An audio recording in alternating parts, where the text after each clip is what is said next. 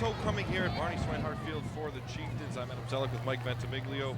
Welcome in as the Chieftains take on the Anchor Bay Tars. The Chieftains coming to this game 1-2. The Tars 2-1 so far this season.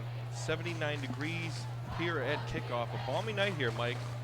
Let's see what we can get from this Chieftain offense tonight. What do they got to do to succeed in this game? Homecoming night here at Barney Swinehart for the Utica Chieftains. The Chieftains defensively turned it up in that second half. I want to see that intensity in this first half with that defense. And offensively, spread the ball more with that quarterback. Pat O'Connor is going to be the starting quarterback tonight. And here's Gwilly right away. A nice run to start it for Gwilly. We saw Gwilly get shut down last week, only 15 yards. Romeo completely took Gwilly out of the game. And, of course, the Chieftains didn't succeed on offense. We need to see a lot of that, what Gwilly just did there, if the Chieftains want to win tonight. Well, not only that, but you don't want to become too predictable, like Coach Tony Smith said. You want to spread the ball out, and that's what they're looking to do tonight as well. Gwilly with the carry again on first down. Pickup of about a yard or two there. Anchor Bay coming into this game here at Barney Swinehart, 2-1 on the season. And head coach Mike Powell said the same thing that all the other coaches have told us before the game: stop Gwilly or contain him. And Romeo was successful last week. Let's see if Anchor Bay will be this week. Yeah, they got the game plan. If they look what Romeo did, they can take some notes from that. 2nd and 8 for the Chieftains from the 41-yard line. Handoff to Gwilly. Nowhere to go there but down, and he's right there back at the line of scrimmage.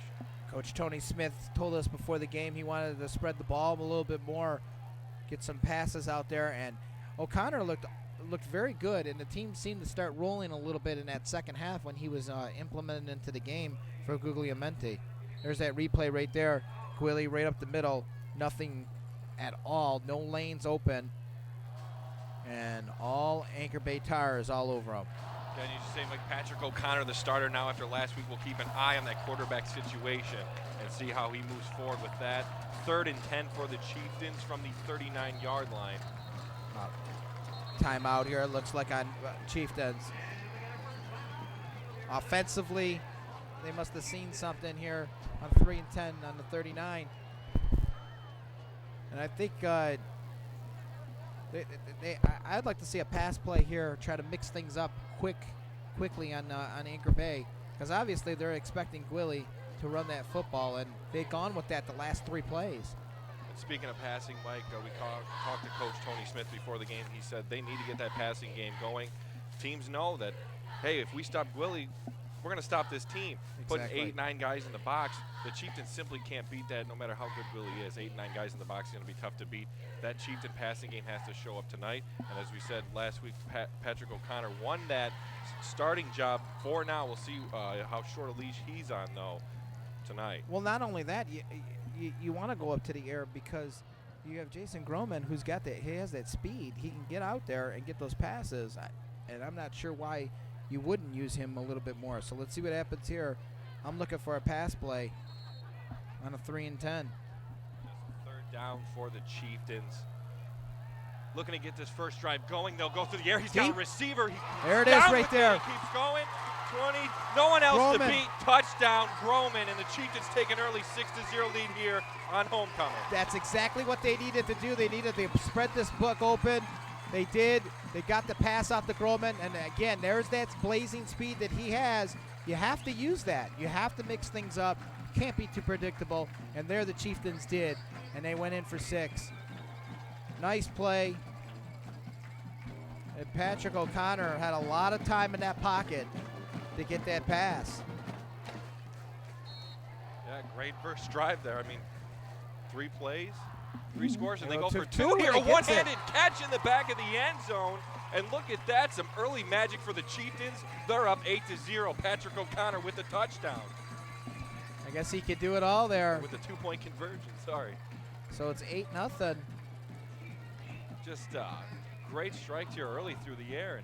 And we talked about it. They wanted to have success. That was Lutz, it looked like, with the pass over the O'Connor for that 2-point conversion. So a great way to start this game off. Anchor Bay, in every game this season so far has been close. They played Grosse Pointe South. They beat them 7-3. They lost to Port Huron 28-6, and then they beat L'Anse Creuse 27-0. So 2 out of 3 have been a very, very close affair. Let's take a look at this replay. O'Connor, lots of time. Great job by the offensive line.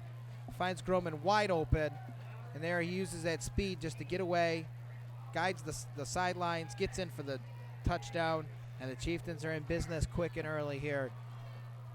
What a pass by O'Connor there, Mike. Just perfect. You want to see that passing game. O'Connor, of course, had a good week of practice. The Chieftains, Coach Tony Smith said this might have been his best week of practice for the team as a whole.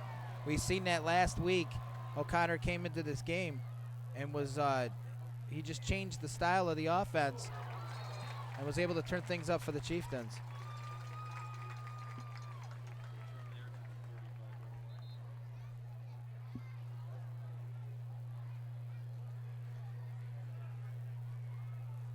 So 10-13 good to go here in the first quarter, and Anchor Bay is going to take over on downs on the 36.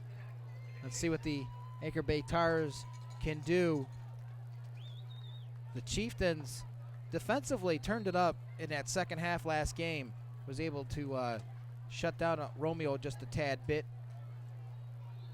as Romeo got the win anyway, 35-6. Sorry about 35-6. But the Anchor Bay Tars there, I believe there was a flag on the play of offside, so it's going to be a 5-yard penalty. Procedure on the offense. Still first down. It's going to bring a first and 15 on the 31 with 10-11 to go here in this first quarter.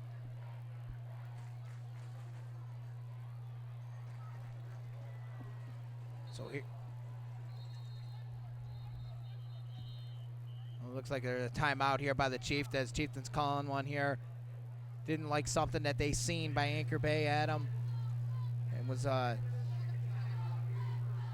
calling that timeout. Coach Tony Smith said defensively he really did think, or he really thought that the defense really stepped up a little bit in that second half. Was kind of happy with their performance and the way that they were able to stick together and turn things up, shutting Romeo down just a little bit. But Romeo, just one of those deep powerhouse teams in the MAC conference, just took over and willed their way through that victory last week of 35-6. Nothing really the Chieftains could do, but right now it's 8-0. It's a brand new week, and the Chieftains shaking things off from last week. They're up 8-0 here with 10-11 to go here in the first quarter. Let's see what the Anchor Bay Tars could do after that penalty on a 1st and 15.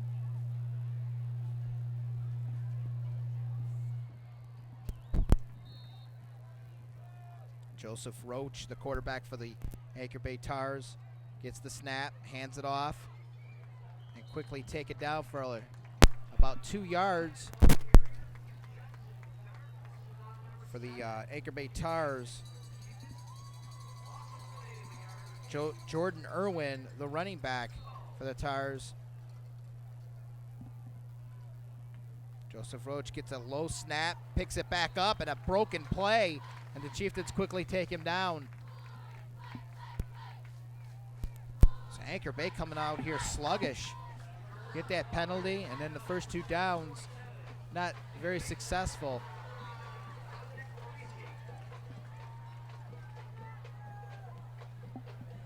Joseph Roach takes the snap. Looking out, Chieftains have him, and a sack. Big number 25. Willie Cumino. He can do it all. He can run the ball, and he can also sack the quarterback. And he takes him down for a loss of 5 on the play. So it's going to be 4th and 20. And the Anchor Bay Tars are going to have no choice but to punt this ball. Well, defensively, great stop there by the Utica Chieftains to shut the Tars down, and there's the kick, and it's up. Chieftains get it. Lutz.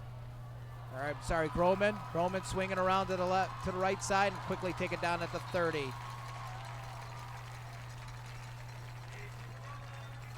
This place has been pumping all day long as it's homecoming night here at Barney Swinehart for the Utica Chieftains and Utica High School. There's that replay there, the punt return. Jason Groman, who scored that touchdown last, brings the ball up, gets it to the 31-yard line. So the Chieftains will take over on downs, up 8-0 with 8:41 to go here in this first quarter.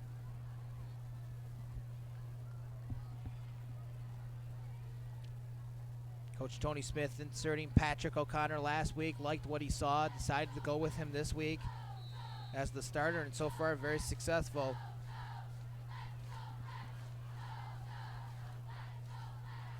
O'Connor gets the pass right out, up the middle. And I believe that's number 31 with the catch for the Chieftains. Nope, it was Lutz, number 5. And again, it just seems like O'Connor has taken command of the leadership on this offense and able to turn things up here for the Chieftains. Chieftains having another dynamic of being able to throw that ball and also run it. O'Connor takes the snap, hands it over now to Gwilly. Gwilly cutting up through the middle, gets up at about 5 yards on the play. 4 yards. So it's going to be 2 and 6 on the 50. Let's take a look at that replay. O'Connor gets it, snaps it over to Gwilly. Gwilly with a nice juke right there and able to get over and get 4 yards on the play. Chieftains 2nd and 6 on the 50. O'Connor takes the snap, gets it back to Gwilly again, and he's quickly gobbled up and taken right down. And it looks like a fumble on the play, and Anchor Bay is saying they have it. And I think the refs are saying, no, they got it. They have it. Utica was saying that Gwilly was down already, but Anchor Bay recovers the football. And the referee's looking like they're talking it over a little bit, but they are going to give it to Anchor Bay. So 2 turnovers in a row in 2 football games for the Chieftains. Last week they had that 1 turnover. Let's take a look at this replay. Gwilly looks like he was stripped of the ball as he got into that scrum. And, yep, he wasn't even down at all. And that ball popped loose, and Anchor Bay picked it up. Another big broken play there. It looks like Joseph Roach and the offensive line can't get on the same page. It's 2 bad snaps for them. They take over on down, 2nd and 9 on the 46. Joseph Roach takes the snap, hands it off. Number 25 at the carry, Drew Johnson, the running back, with a gain about 4. Jordan with it, hands it over again, and he's quickly taken down on a fumble, and then tipped up in the air. And Jacob Dickinson grabbed that football and ran it right down and scores the touchdown. The Chieftains coming up with some big plays here tonight to start this football game off. Talk about being at the right place at the right time. Jacob Dickinson, the ball got tipped up and loose, and he was able to grab it and run it right down the field to get the touchdown. And the Chieftains, barring the extra point, they're going to be up here 15-0 with 6:47 to go here in the first quarter. So the Chieftains striking quickly here.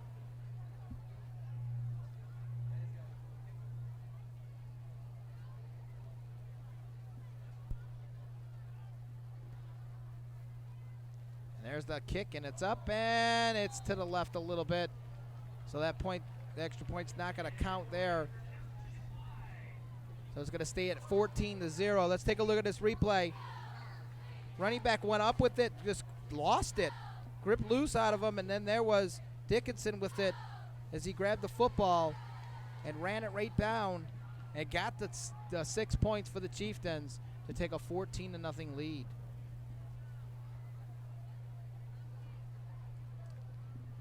Chieftains striking quickly here on Anchor Bay.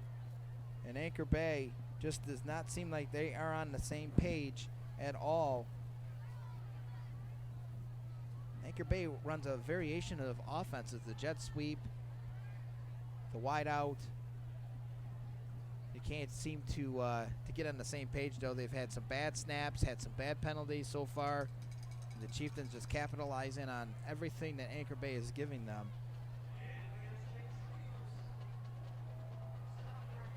Last week, Grosse Pointe South they were at, and they beat them 7-3. So the question is now, can the Chieftains defensively keep this a 14-0 game? There's the kick. Nice punt. Chieftains looking to try to get a hold of them, and finally they do, and they take them down. A nice return there, Mike. And I'm back. You're back. Yeah, It's there some we technical go. difficulties. Yeah, they're trying to take my mic away from me, but I'm back. No, we're good. And the Chieftains looking good so far. 14-0, Mike. You know, missed extra point there, but good thing they got that 2-point conversion earlier. That low line driver there bouncing. So here come the Tars. 1st and 10 from the 43-yard line. 6:42 left in the first quarter. Chieftains lead this one 14-0 here on homecoming. QB keeper picks up a couple yards. A nice little pickup there using his guard. 2nd and 7 upcoming for the Tars. Some quick events happening here. Chieftains striking.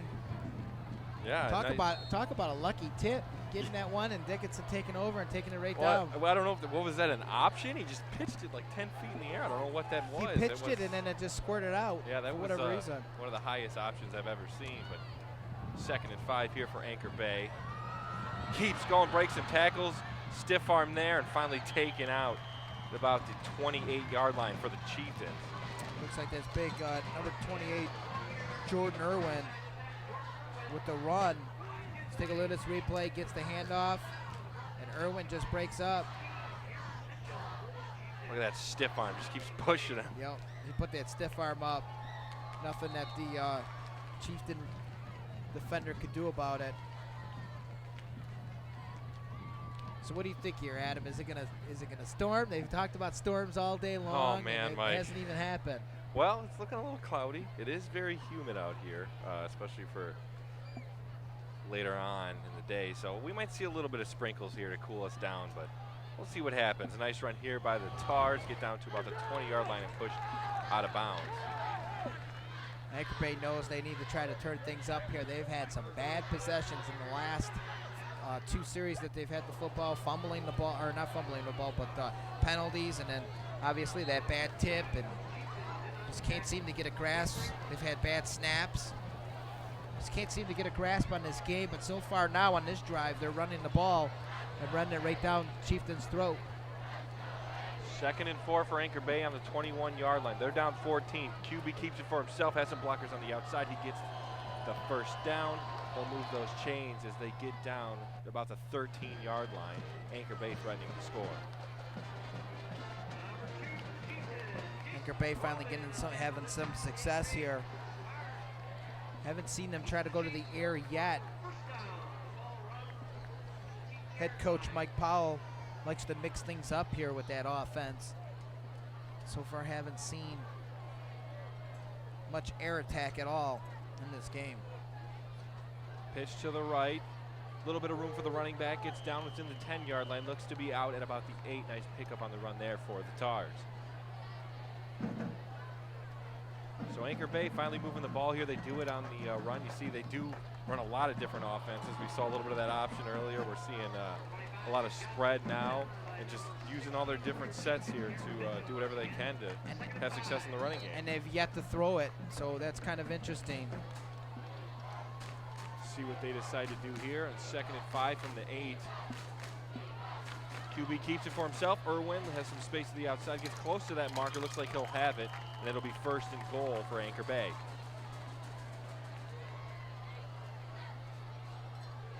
So Jordan Irwin, doing a lot of quarterback keeps here, using that. Anchor Bay does a lot of 3 wide on the right side and use the running back split to the right. So just using all those blockers on the right side to overpower them. Well, Get to that 1st down marker. He's got that power and he's got that speed. Just keeps those legs moving. That's the biggest thing for a running back to do. And plus, he puts that stiff arm up. First and goal for Anchor Bay. Nowhere to go for Irwin there. And the Chieftains figure it out and take him down the backfield. Great coverage by the Chieftains defense there with that package that they put. Gobbled him right up, nowhere for him to go. Let's take a look at that replay. He had no place to go. He tried to go left or to the right, but nothing was over there. So then he tried to juke back over to the left, and Chieftains quickly take him down. Second and goal now for Anchor Bay. They have the ball at the 4-yard line, looking to get on the board for the first time tonight.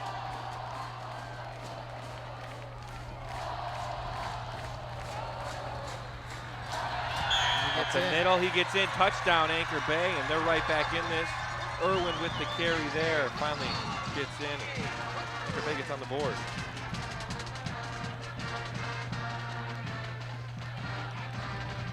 Chieftains goal line defense there making it possibly a little too easy as they get right in. And the Tars are, like you said, back in this game, barring this extra point here. It'll be a 14-7 affair. And the extra point is up and good. So 14-7. The Anchor Bay has some success on that drive running the ball. See one more time. Irvin, quarterback keeper. They've been doing a lot of that, just forcing its way through the line. And I think the Chieftains are getting a little bit used to seeing this kind of offense. So we'll see how they adjust to it moving forward in the game. Well, we've seen in last week against Romeo, they were able to adjust pretty good, especially in that second half. They made the adjustments. They were able to limit Romeo's attempts on running the football. It's just Romeo's air attack was just so deadly that the Chieftains had no answers for it.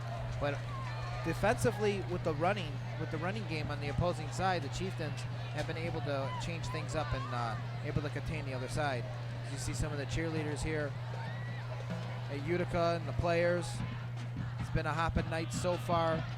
Yeah, great showing here in the crowd. I mean, we came here and it was packed, and it's good to see one of the best showings, I'd say, crowd-wise, maybe a few years.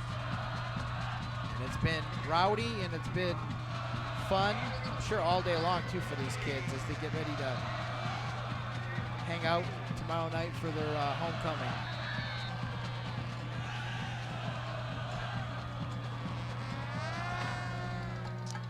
Deep kick returned from about the 8-yard line. Looks to cut up the middle of the field, trying to get to the outside. Nowhere to go there for Slater Lutz. AC Slater Lutz. Ooh, AC Slater. You love Saved by the Bell. I know you have a Mario Lopez poster in your bedroom, so. No, I don't have that. Tiffany Amberthisa. Oh, there you go. There's Lutz with the ball. Nice juke. That was a nice deep kick there. He really didn't. He kind of had to take a step back there, so still a decent return. Well, I think if he would have got to that left side of that field, he would have been probably able to have some more room to get going here. Well, let's see what the Chieftains offensively can do here as they found themselves up 14-7. Yeah, they take over at the 22-yard line. This play flag whistled down right away, though. And a flag thrown.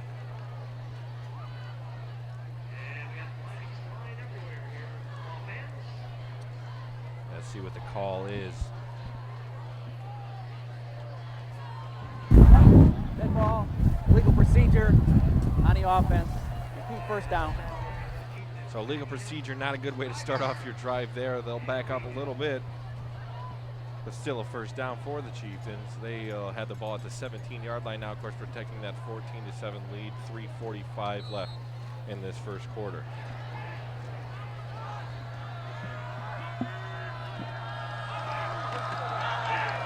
O'Connor keeps it for himself after the fake to Gwilly. Gets back to the original line of the scrimmage for the penalty. Maybe picked up an extra yard. I think he got exactly back to the line of scrimmage. That appears so. They'll have the ball at 22 again, so fake to Gwilly. And O'Connor using his legs. I still like to see them go to the air a little bit more here. Yeah, use Groman. I mean, a big catch so far tonight, but they'll go to Gwilly here. Nowhere for him to go. But yeah, we'll go back to it. Patrick O'Connor makes a play with his legs there. Made a great play with his arm earlier, throwing that first touchdown of the game of the Chieftains to Jason Groman. So good strike from the offense. It's nice to see something from the passing game here. Then, of course, the second touchdown for the Chieftains scored on, the intercepted pitch, basically, that was taken back for a defensive touchdown for the Chieftains. Well, it seems a lot of teams have scouted really very well here. The offensive line has got to be better to block so you can get that open field. So big third down here for the Chieftains, looking to pass, and that's got to be pass interference, just absolutely taken out. They did. They called it. You got to call that one. Yeah, absolutely. I mean, he was hit Jared seconds Irwin. before it got there. Jared Irwin, the offender there, hitting Jason Groman as he was cutting up the field with a wicked hit. And that was the right call. Can't be hitting players before they get Oh, have a yeah. chance I to- mean, you have to call that. And a nice play there, because had he not been hit, it was a nice route, nice pass. Well, that's one of those penalties you take because, as you just said, if he catches that ball, they move right up the field. And that's what we're seeing, the big difference. And like Coach Tony Smith was saying before the game, they've stressed the importance of the quarterback. If you don't have a good quarterback, you can have the best running back in the game. You're still not going to win many football games without a good quarterback. And some good receivers on this team. I mean, you see how good We have Groman two is. fouls. We have pass interference here. There's decline. We got penalties. personal foul, roughing the quarterback, which is accepted. That'll be automatic first down, up 15 yards. 15-yard penalty on the second penalty, which is that roughing the passer. But getting back to the quarterback, taking nothing away from Guglielmenti, but it just seemed like he's in a new role, in a new position. He looked very tentative out there, and you got to go with the hot hand. And Patrick O'Connor he got them rolling last week, and he's also getting them rolling again this week as well. Absolutely, Mike. If he keeps playing like this, it's going to be his job, and right now it is. So we'll see if he keeps that up here moving forward in this football game. 14-7, Chieftains lead. 1st and 10 after the penalty for the Chieftains. They have the ball at the 34-yard line. 2:23 left in this first quarter.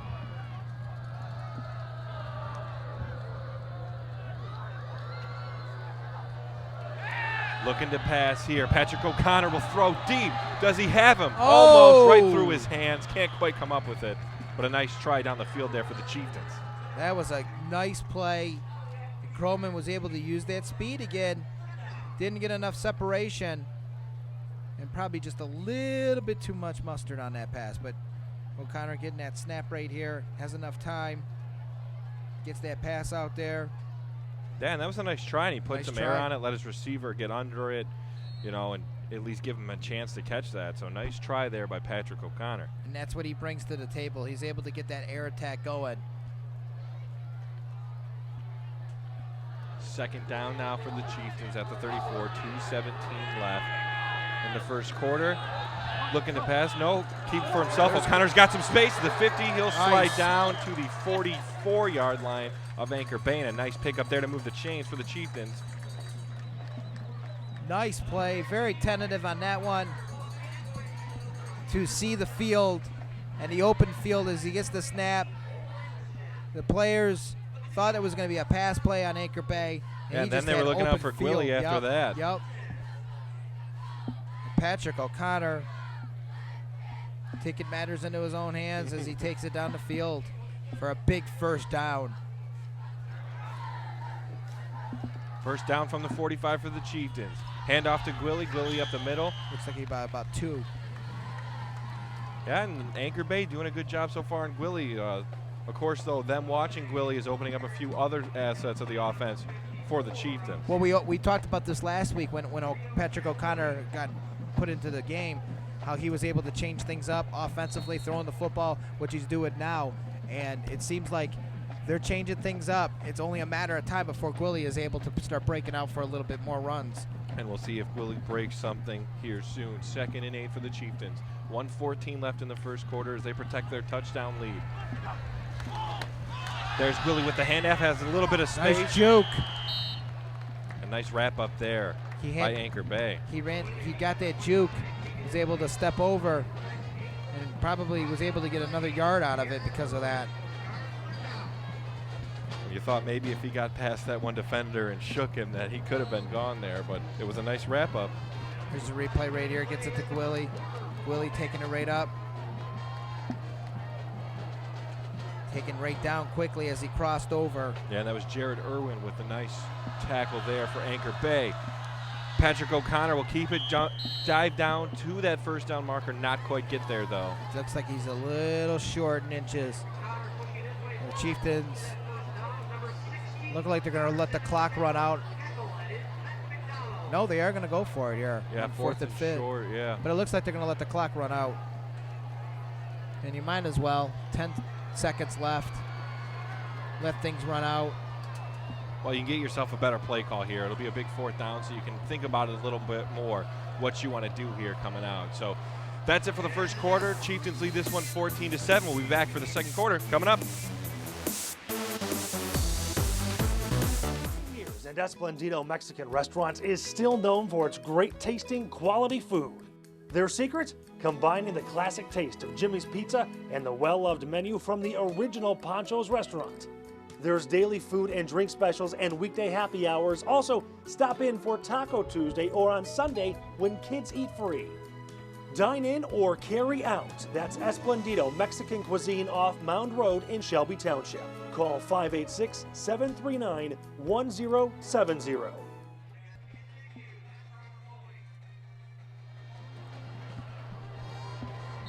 And we're back here for the second quarter of play. Homecoming here at Barney Swinehart Field for the Chieftains. They have the ball 4th and 2 here on a big play upcoming. They'll give it to Gwilly. He picks it up. He keeps moving forward, moves those chains for the Chieftains. First down. He ran right into his defender, just took him right down. Nice play there by Gwilly, just using that speed, put his head down, was able to use his shoulder. And we're seeing a little bit more Gwilly here. Look at that replay, runs right into that scrub. I think if he could have busted right through, he had the right intentions. Yeah, it looked like he was about to stay up right there and keep going, but he knew just pick up that first down, put your head down, and pick up as much as you can. So first down from the 32 now for the Chieftains. 11:30 left in the second quarter. Ball to Gwilly. He's got some space. He'll get close to that first down. Almost tries to spin. He pressed the B button there. The B button. That 5-yard Bearing pick. in Madden 95. Yeah, that's right. Hit that spin move. Or circle for you PlayStation people. That's right. There's Gwilly getting that hand off. There's that spin right there, taken right down after he tried the spin move.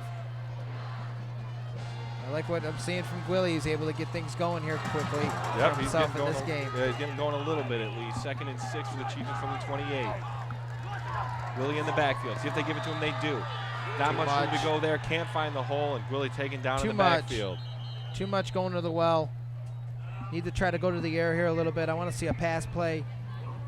Try to get down the field with Groman. Too much Gwilly?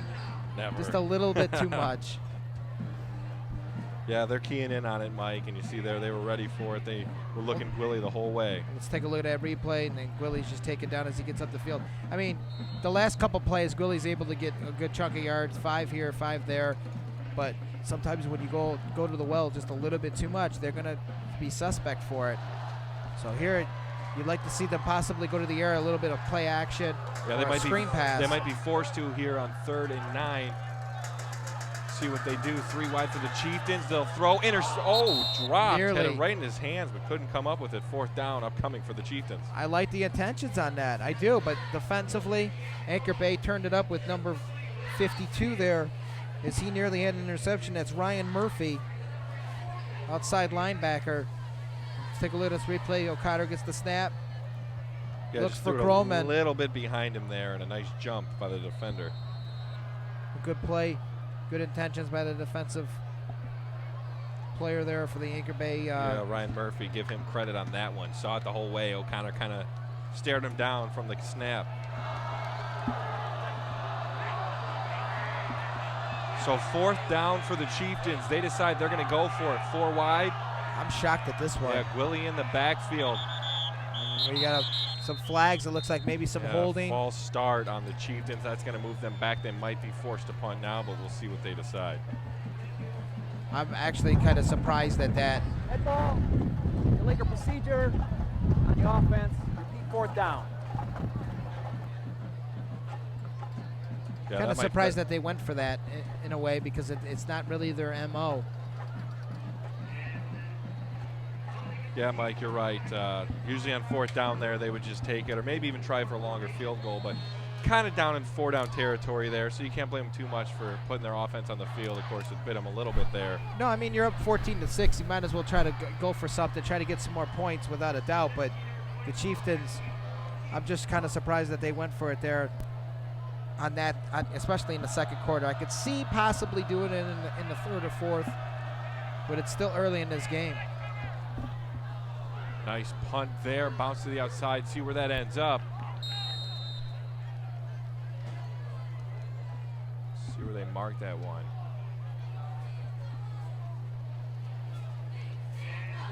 So Chieftains were driving a little bit there. They got down, well, at least within the 30, and then a penalty bit them. 4th down, couldn't quite convert. Then they were forced to punt. So Chieftain offense looking all right so far. And we'll see that punt one more time, right to the outside. Almost stayed to the right of the pylon, but not quite.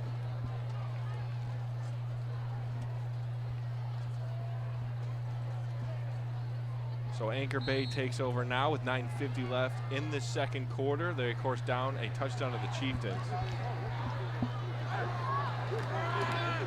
They'll hand it off. No, they'll fake pass to the outside. A little screen pass there. Breaks a tackler, has some more. Out to midfield. And finally taken down. Great play there by the Tars. Get down to about the 43-yard line of the Chieftains. And a huge pickup for Anchor Bay on that one. That's a good way to start things off for yourself, especially when you're down. And Anchor Bay seen the field, had some open field right there for them.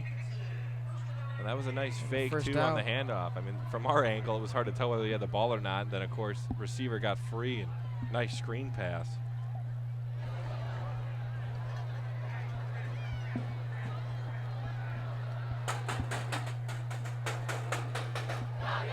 First down from the 45 for Anchor Bay. Irwin takes the snap. He'll pitch it outside. Little bit of room, some blockers in front of him. He gets the first down and more. He stepped out of bounds. That's the only thing that stopped him on that play. That's number 25. Drew Johnson there for the Tars. Nice pickup for him. He stopped himself. Nice handoff right there, Drew Johnson. Nice block by number 72 there. Gets up the field. Nice stiff arm, and then he ends up stepping out of bounds.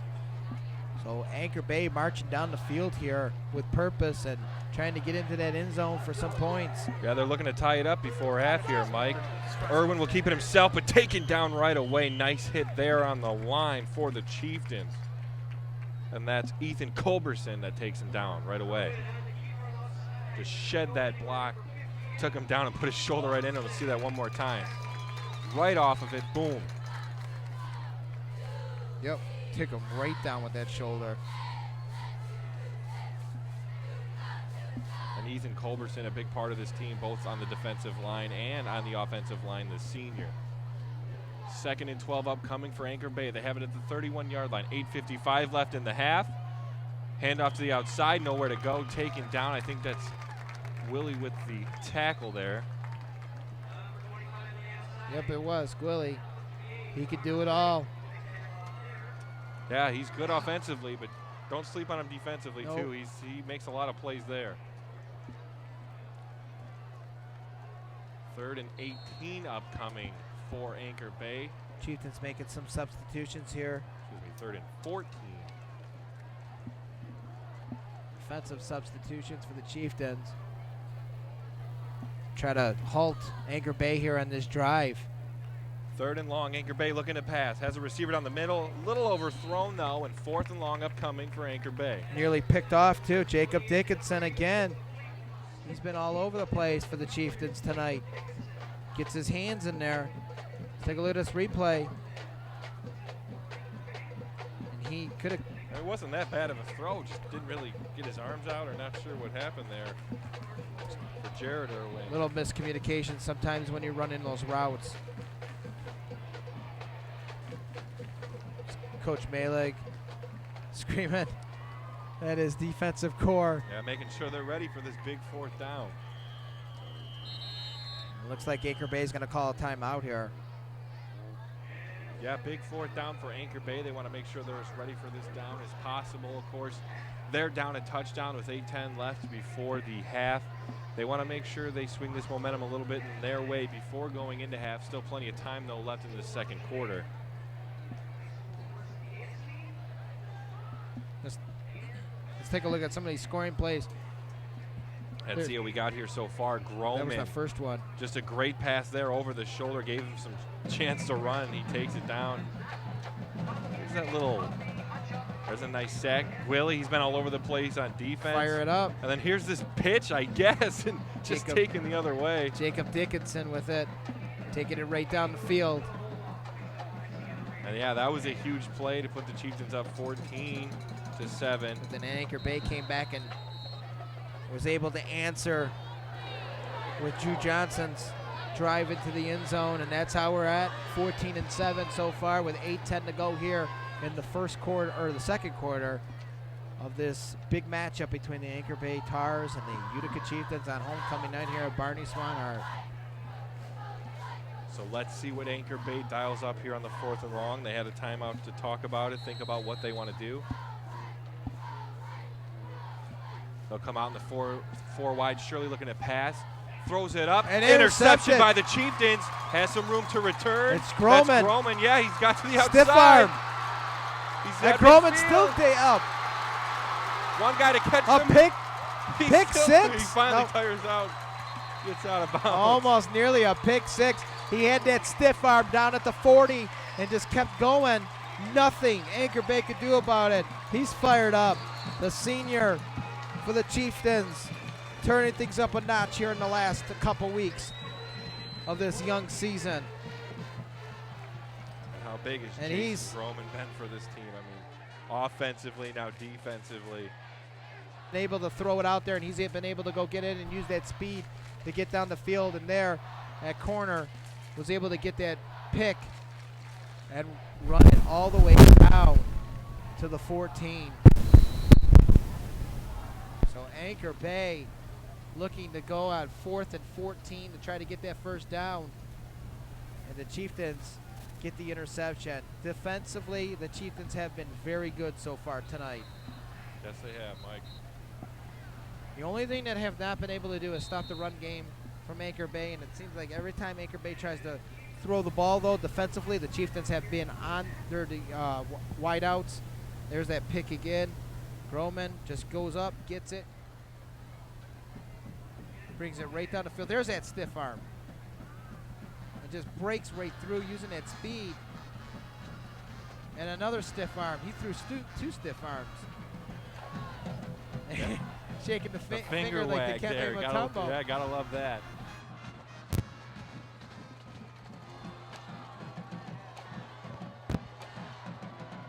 He's been huge for this team.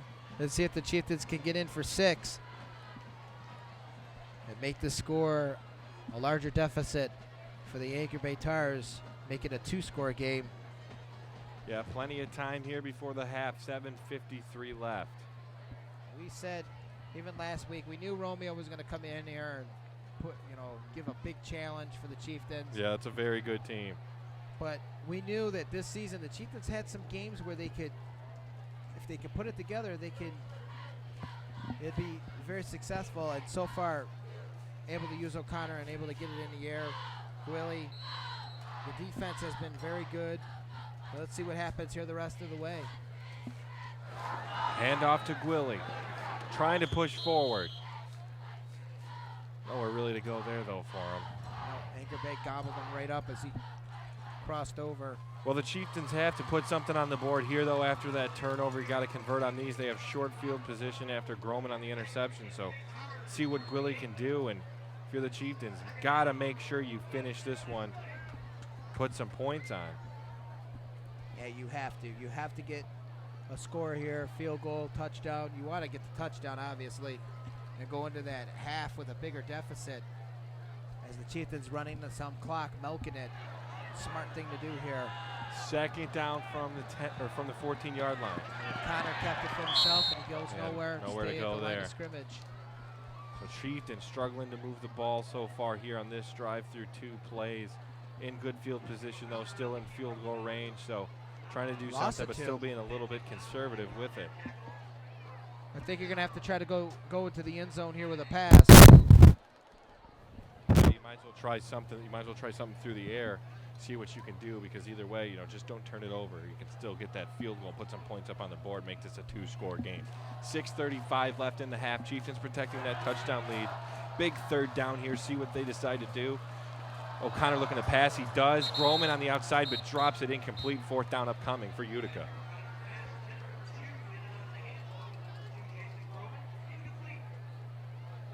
Chieftains couldn't get nothing going here. It looks like they might have to go for that field goal. Yeah, and Groman had some blockers there if he could come up with it, but just a little bit low there and couldn't hang on to it. So Chieftains will look to pick up 3.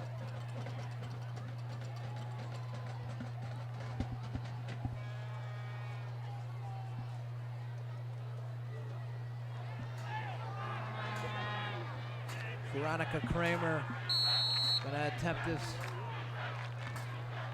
She's been pretty good on field goals so far this season. Field goals up. And it is no good. Wide left. Laces out, Dan. Oh, man. She has been good. Yeah, she has been good. Of course, a missed extra point earlier and a missed field goal there. Still close, though, and all you can do is pick yourself up there, and still not good field position for Anchor Bay. So just put your defense out there and see what they can do now. You're still protecting that touchdown lead. That's a tough kick, though, too. Still a little bit of distance there for a high schooler to try to chip that one up either. Yeah, absolutely. And it was close. It was just a little bit left. Had the distance, though. So here come the Tars for first down. They have the ball at the 20. Looking to score before half, 6:27 left. Irwin looks to take the snap. He'll hand it off. Run up the middle. Nowhere really to go there. Still shakes it for a couple extra yards, maybe an extra yard. Then taken down.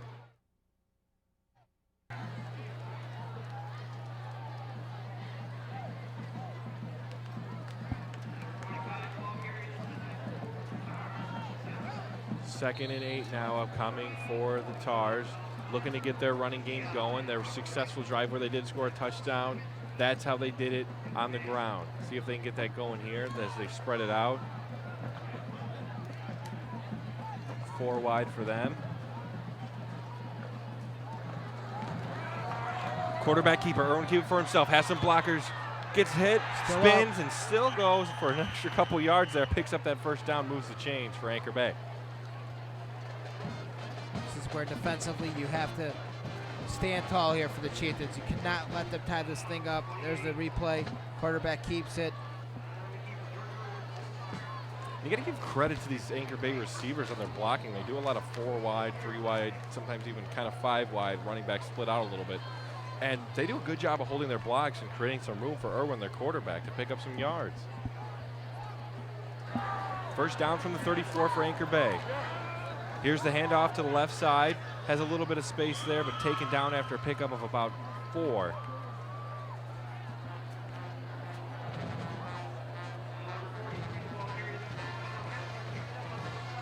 That's Kyle Kessler with the carry. Take a look at that replay again. Kessler turns that corner. Finally was taken down by the Chieftains. Second and 7 now for Anchor Bay. 4:48 left in the first half. Anchor Bay looking to even this one up. The screen pass. Has some blockers in front of him. Makes a spin. Gets past the first down marker. Has plenty of room. Can anybody catch him? And they won't. Touchdown Anchor Bay. 14-13. They're right back in this one, Mike. Anchor Bay was, I wouldn't say out of it, but they got off to a slow start, and surely enough, they were able to turn things up for themselves. A couple big plays here and there. That last drive by the Chieftains not scoring. Let's see if that comes back to haunt them, but with this extra point, it looks like we're going to have a tie game with 4:27 to go here. And the Chieftains are going to have to be kicking themselves, not converting on that last drive. Yeah, and that was a big swing right there, Mike. They had great field position after the turnover on the interception from Groman. And that was a simple screen play back over on the 40, and they were able to take it down for the 6. Yeah, very, very good patience there to set up all the blockers. Right there, has plenty of blockers in front of him, makes a great juke, then a great spin, and then there was really no one to beat. He had plenty of blockers still moving down the field and plenty of guys loose, and just great speed there to beat all Chieftain defenders back. And a huge play for Anchor Bay. Jared Irwin. The Irwins are having a big night tonight. Yeah, they are. Jordan Irwin has been able to settle down a little bit. He's had some, he had a couple bad snaps, which ain't his fault. It's the center's fault when they snap it like that, but able to settle things down after they got into the second quarter. And Anchor Bay comes right back. They looked flat coming out. And the Chieftains just looked like they had a ball of energy trying to erase that loss last week. So Anchor Bay looking to even it up after the extra point.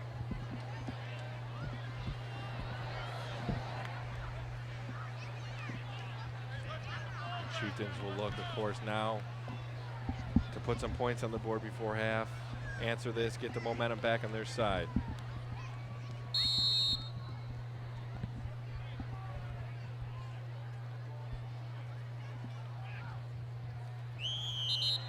Looks like a Chieftain jump there. We'll see what the refs call, though. Dead ball. Encroachment on the defense.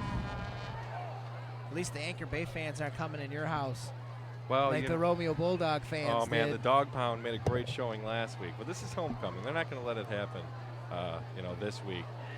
So, great showing though here so far. Great game so far. 14-14 tie ball game. Chieftains with a defensive touchdown, and then of course the big pass. Look, if they want to score some more here, Willie's been okay, but you want to see them maybe throw a little bit more, get that same success back. And that's what they're going to have to do. You can't be too predictable in this game, because the other team will know exactly, especially when you have a good running back such as Gwilly. You want to see them use him a lot more, but I'd like to see them actually use him on some more screens. Yeah, absolutely. You gotta get him out there into the middle and get some screen passes to him, a little play action. But Jason Groman, he's been using that speed and been getting out there. And if they can continue to try to do that, especially going forward, there's a lot of time here for them to try to get a score here before the half. But it's unfortunate they weren't on that last drive able to put up 6. Yeah, when you're handed field position like that after a great or play even by a field goal. Yeah, exactly. You got to come up with some points. They didn't there. We'll see if that kicks them in the butt later, but still plenty of time to get back from that. Still plenty of time to get some points before half and get the momentum back on your side. And of course, the crowd's in it here. It is homecoming at Barney Swinehart. Chieftains got to be pumped. You always play a little bit better on homecoming. Well, you hope so. Yeah, you would hope so. Try to win. It's a big night for your school. Big game. There's the kick from the far right hash. Kicks it all the way, line drive to the left side. Having a hard time coming up with it. Goes back to the end zone.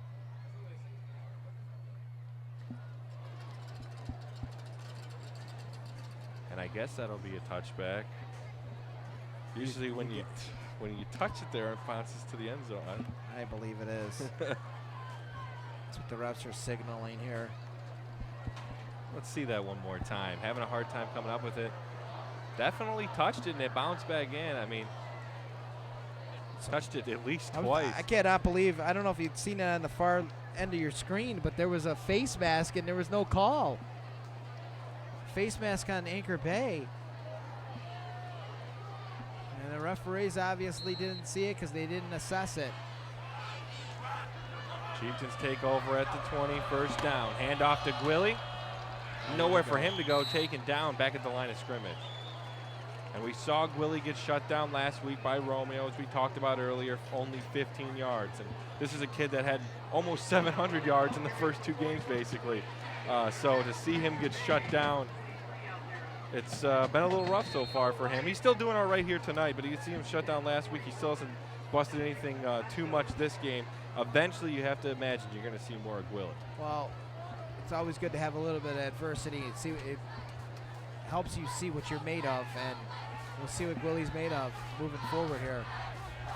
2nd and 11 for the Chieftains. Fake to Gwilly. O'Connor looking for a receiver. Nowhere to go though. Taken down. He kind of hesitated there. He probably should have just tucked it in a little bit more and just ran it down. I think with that little bit of hesitation, that cost him some yards. Yeah, really had nowhere to go there. Let's see that one more time. The fake. He's just looking all the way downfield We'll see him eventually hesitate. ran out of real estate. Just a tad bit.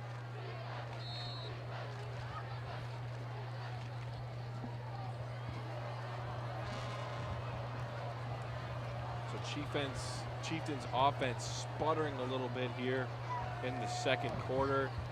They're still trying to put some points on the board here in this first half, and you see a late substitution there for the Chieftains as Slater Lutz runs onto the field to get an extra receiver. Chieftains will go 4 wide. 3rd down for them, looking to move it through the air. Pass to the outside, way out of his range. Slater Lutz couldn't get to that one. Just looks like maybe a miscommunication. I was just going to say it was a miscommunication because you can see the routes. Roman went up and Lutz stayed back, but I think Lutz thought Roman was going to get that pass instead. And you know, there was just confusion from the beginning. The late substitution there by Slater Lutz, maybe not sure exactly where he was supposed to be or where to go. So that could have been the problem on that play, and it's going to hurt them because that was 3rd down for them. Now they're going to be forced to punt. You kind of like, though, O'Connor, though, directing traffic out there. He tried to make the best of it on that play, even though there was a late substitution. Chieftains looking for a good punt here. Want to get that ball as far away from their end zone as they Nearly can. blocked. Nice deep punt there. Let Take it a roll. Chieftain friendly bounce, and that's exactly what they needed. They'll down that one at the 33-yard line. Nice. So Anchor Bay pushed back now up to the 21.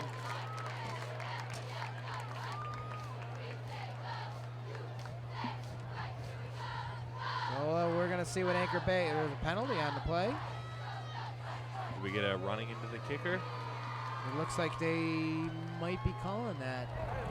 Personal foul, roughing the kicker. Yep. It's an automatic 1st down. So there you go, roughing the kicker. So the Give Chieftains him are that going to get a automatic first down. Yep. What a blessing in disguise that was.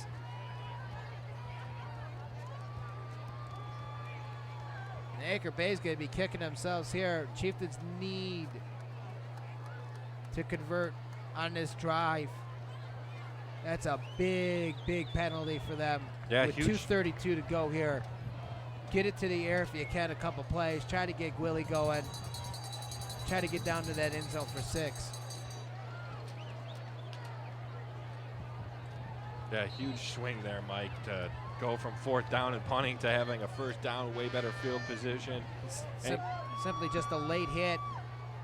Defender coming in there and getting the kicker. O'Connor looking to move it through the air, throws it up, has a receiver out of the range, interception. Anchor Bay look to return it at And a flag on the midfield. play. I think there's holding that's coming back on Anchor Bay. I think up at the 50 there was holding. And I think this one might be coming back. But Anchor Bay's going to keep Yeah, that they'll ball. still keep the ball regardless, but maybe at least put them in a little bit worse field position. We'll see Still what the waiting. ref has to say. I believe it is. It's looking like on Anchor Bay, so that would be good, even though they did get a pick.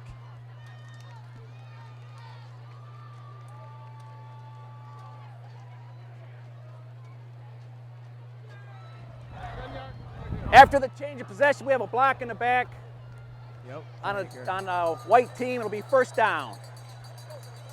So yeah, that'll move them 10 yards back from the spot of the foul, but Take a either look. way, Anchor Bay will have the ball, and just way too much loft on that Yep. one. Bad decision there. Not a good throw. A good return though there, but of course it helped them a little bit with that block in the back. And that's going to happen. You're going to have those picks, especially when you have a junior quarterback. But O'Connor, I'm impressed with what I've seen. With the leadership that he has brought to the table here for the Chieftains on the offensive side. So we'll see the Tar offense again as they take over at the 38-yard line. Tie ball game, 2:21 left in the first half. Looking to pass for Anchor Bay. Has all the time in the world. And he'll check it down, and that'll be just about around that marker. See if where they spot that. If they get him the first down, they will. Jared Irwin with the reception on that one. He was wide open. Take a look at this replay right here. And a nice play is you see everybody downfield except one receiver, and he does a great job of checking it out, checking down. All the other receivers cleared out the rest of the field for him. Jordan Irwin to his brother, Jared Irwin. First and 10 from the 48-yard line. 2:14 left in the half. Looking for a receiver. Tosses it up. And almost picked off. Nearly intercepted on that one. And I believe it's Lutz again. Had just a little bit too much time to think about that when he lofted it up, and you can see the defender sitting there waiting for it. Finally hit up in the hands and just got a little bit too excited. But either way, a nice defensive play there by the Chieftains. Slater Lutz, that's two tonight that he's had a chance to try to pick off. Just can't seem to get a hold of that football.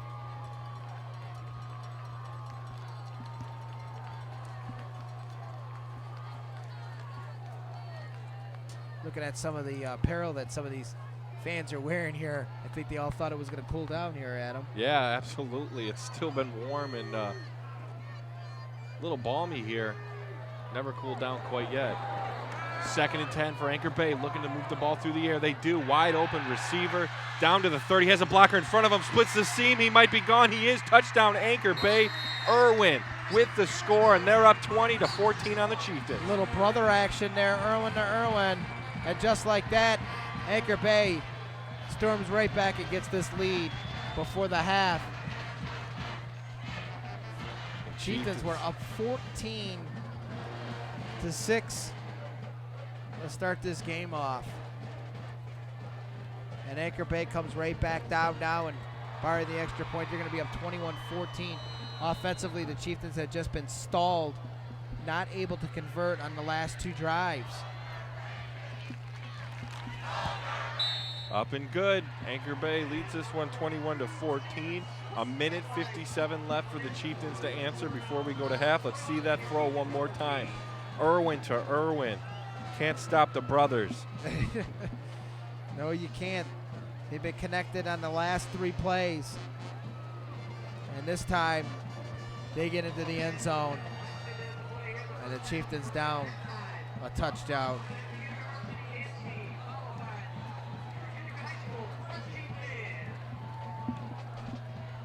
So a little bit of adversity here. The Chieftains can't hang their heads. Yeah, you started the game off so strong. Now you're down, but only down a touchdown. You have time to go put some points on the board for halftime here. Get yourself in and get the momentum swinging back. But need to see something from the offense here. Struggled really since that first scoring drive. I mean, their second touchdown was scored defensively on a fumble return. So need to see more from that offense. They've moved the ball a little bit, but still really haven't seen much from Gwilly. O'Connor's been making some decent passes, but nothing big enough to get this team back on the board. You got to give credit to Anchor Bay, too. They're able to stop Gwilly, and offensively, there's a little squid kick. Down to the 10, return from there. Little bit of room on a shake. Finally taken down at about the 20. You got to give credit, though, to Anchor Bay's defense. As I said, defensively, they've been able to stop the throw here those last couple plays, and they had that pick, which got them 6 in the end zone to take the lead in this game. Chieftains need to be a little bit better with the football offensively, protect that ball. Just struggling to the kickoffs here. Low grounders. They always started at the right hash and kick it all the way across. Line drive. Those are hard to return for the Chieftains. You see them struggle so far. First down. They have it at the 20. Let's see this 2-minute offense from the Chieftains. 1:51 left for them. Handoff to Gwilly. Fights his way through. Gets about maybe 3 on the play. Possibly 4. looks like 2. Patrick O'Connor looking to lead this offense, get his team back with the tie, put his team back on the board. Only 1 offensive touchdown from this offense in the first half. And you can see why offensively you can be a little tentative as a coach to try to throw the football, because it's like every time that they seem to try to break things open for themselves, especially with having the lead, something goes wrong. And it's been like that for the last few seasons. They have to shake this bad luck off and try to get things rolling for themselves in a positive way. And the Chieftains taking their time on this one. Not going to force the issue before halftime, although they will see if they can move it up the field somewhat. Taking as much time as they can. A minute left in the half. Hand off to Gwilly. And nowhere really for him to go. So the Chieftains a little bit conservative here. They figure if Gwilly breaks one, great. If not, we'll go into half, not force anything, and go down down a touchdown into the locker room. Well, the way you got to look at it is just like you said, this is halftime. You're only down 1 score. If you're down 2 scores, you try to go down for 6. But being that we're going to halftime, Chieftains making the right decision here to try to keep things conservative, not to lose the football for Anchor Bay to get some more points. Running the clock down to about 20 seconds. A little under 20 now. 3rd down for the Chieftains. Hand off to Gwilly. They sniffed it out right away. He's taken down. 4th down upcoming. Doesn't matter. Chieftains will let the clock run out in this one.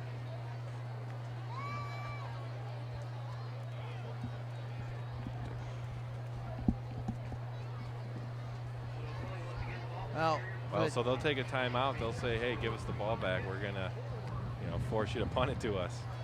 Well, 13 seconds to go here. Anchor Bay smartly using that timeout, and there's Gwilly again getting gobbled up. Anchor Bay takes that timeout. They stop the clock with 13 seconds. So, Mike, what do you think about being conservative here before the half? You know the team has another timeout left, and you have a little under 2 minutes, plenty of time to get down the field. What do you think about being so conservative there? If this was the 4th quarter, I'd say obviously go for it. You're down. If it was the 3rd quarter, late in the 3rd quarter, I'd say go for it.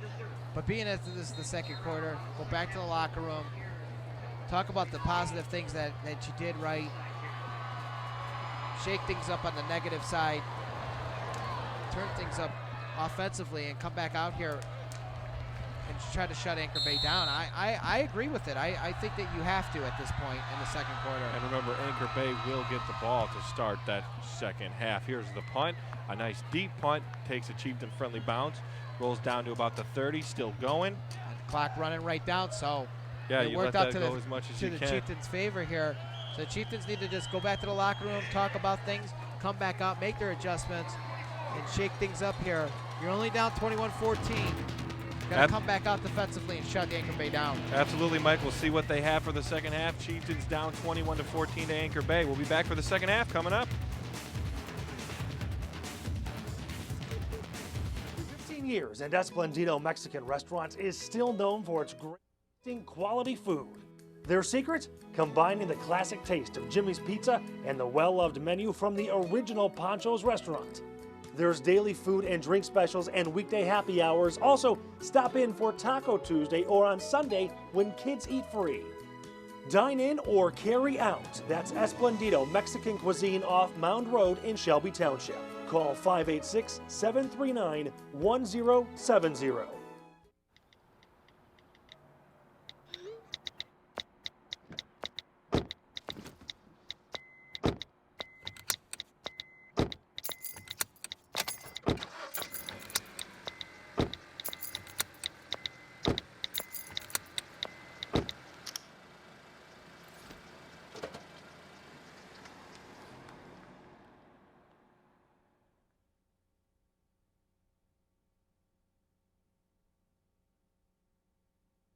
I'm a teacher. Let me tell you what I make. I make learning a privilege, not a chore, and frustration a tool, not an obstacle. I make working hard seem easy and giving up impossible. I make an old subject feel like a fresh thought and unconventional methods common. I'm a teacher. I make more.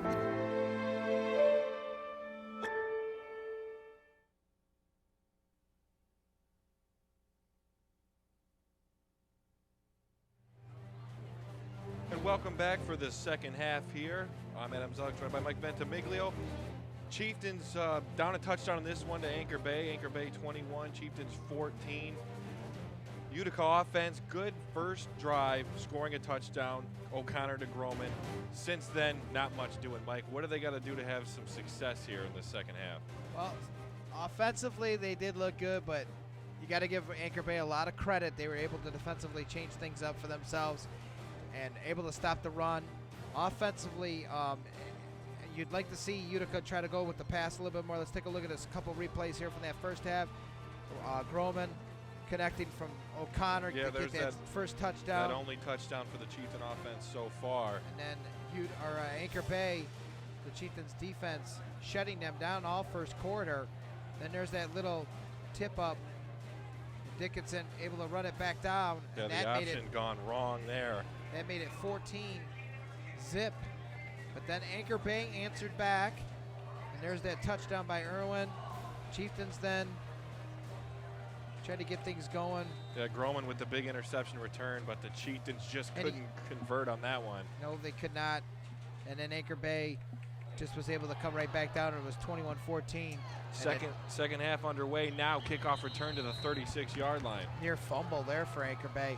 But what I'd like to see in the second half is you do want to see a little bit of conservative football from the Chieftains, because I mean obviously they can't turn it up when you think they can offensively go into the air, but you can also be too predictable by running the football constantly. I'd like to see a couple screen passes to Gwilly if they can, try to get him out there, or a couple play actions, try to mix things up just a little bit more. Then I mean they did that in the first quarter, and then they went away from it in the second quarter. So if they could get back to that exposed Anchor Bay just a little bit, they will have to be very successful. Anchor Bay, first down, handoff, some space to run, first down and more, keep those feet moving, finally be taken down. But defensively, the Chieftains have to stand tall here, especially to start this drive in the beginning of the second half. The Chieftains defense was very good. I mean, they had those picks and those turnovers. You've seen that replay of Dickinson running the ball back, getting that tip up from that bad bad handoff. And as you can see, Anchor Bay coming up the field, number 24 with the run, and that's Colin Owings. Now Anchor Bay. Here's the pitch to the outside, catches it with one hand, keeps going, picks up about 4 or 5 yards on that one. And lucky he did get that one-handed, because that was a pretty hard toss there. Again, second half, halftime, that's where you make your major adjustments. It's a tale of two halves a lot of times. You've seen that Sunday with the Lions, obviously. Oh, yeah, we see that every Sunday with the Lions. Well, no pun intended. I mean, the Lions looked good in that first half, and then the second half, they made their San Diego made their adjustments, and that's the type of thing that you have to do going forward. Hopefully the Chieftains made those adjustments, but obviously Anchor Bay did, as they're running the football just a little bit more here in this second half. 2nd and 5 on the Chieftains side of the 50. Quarterback keeps it for himself. That's Irwin with the carry.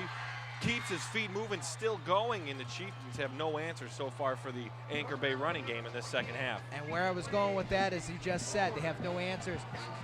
Those drives that Anchor Bay was successful with in the first half was because of the running game, and then they went away from it a little bit, then they went back to it. That's been their success.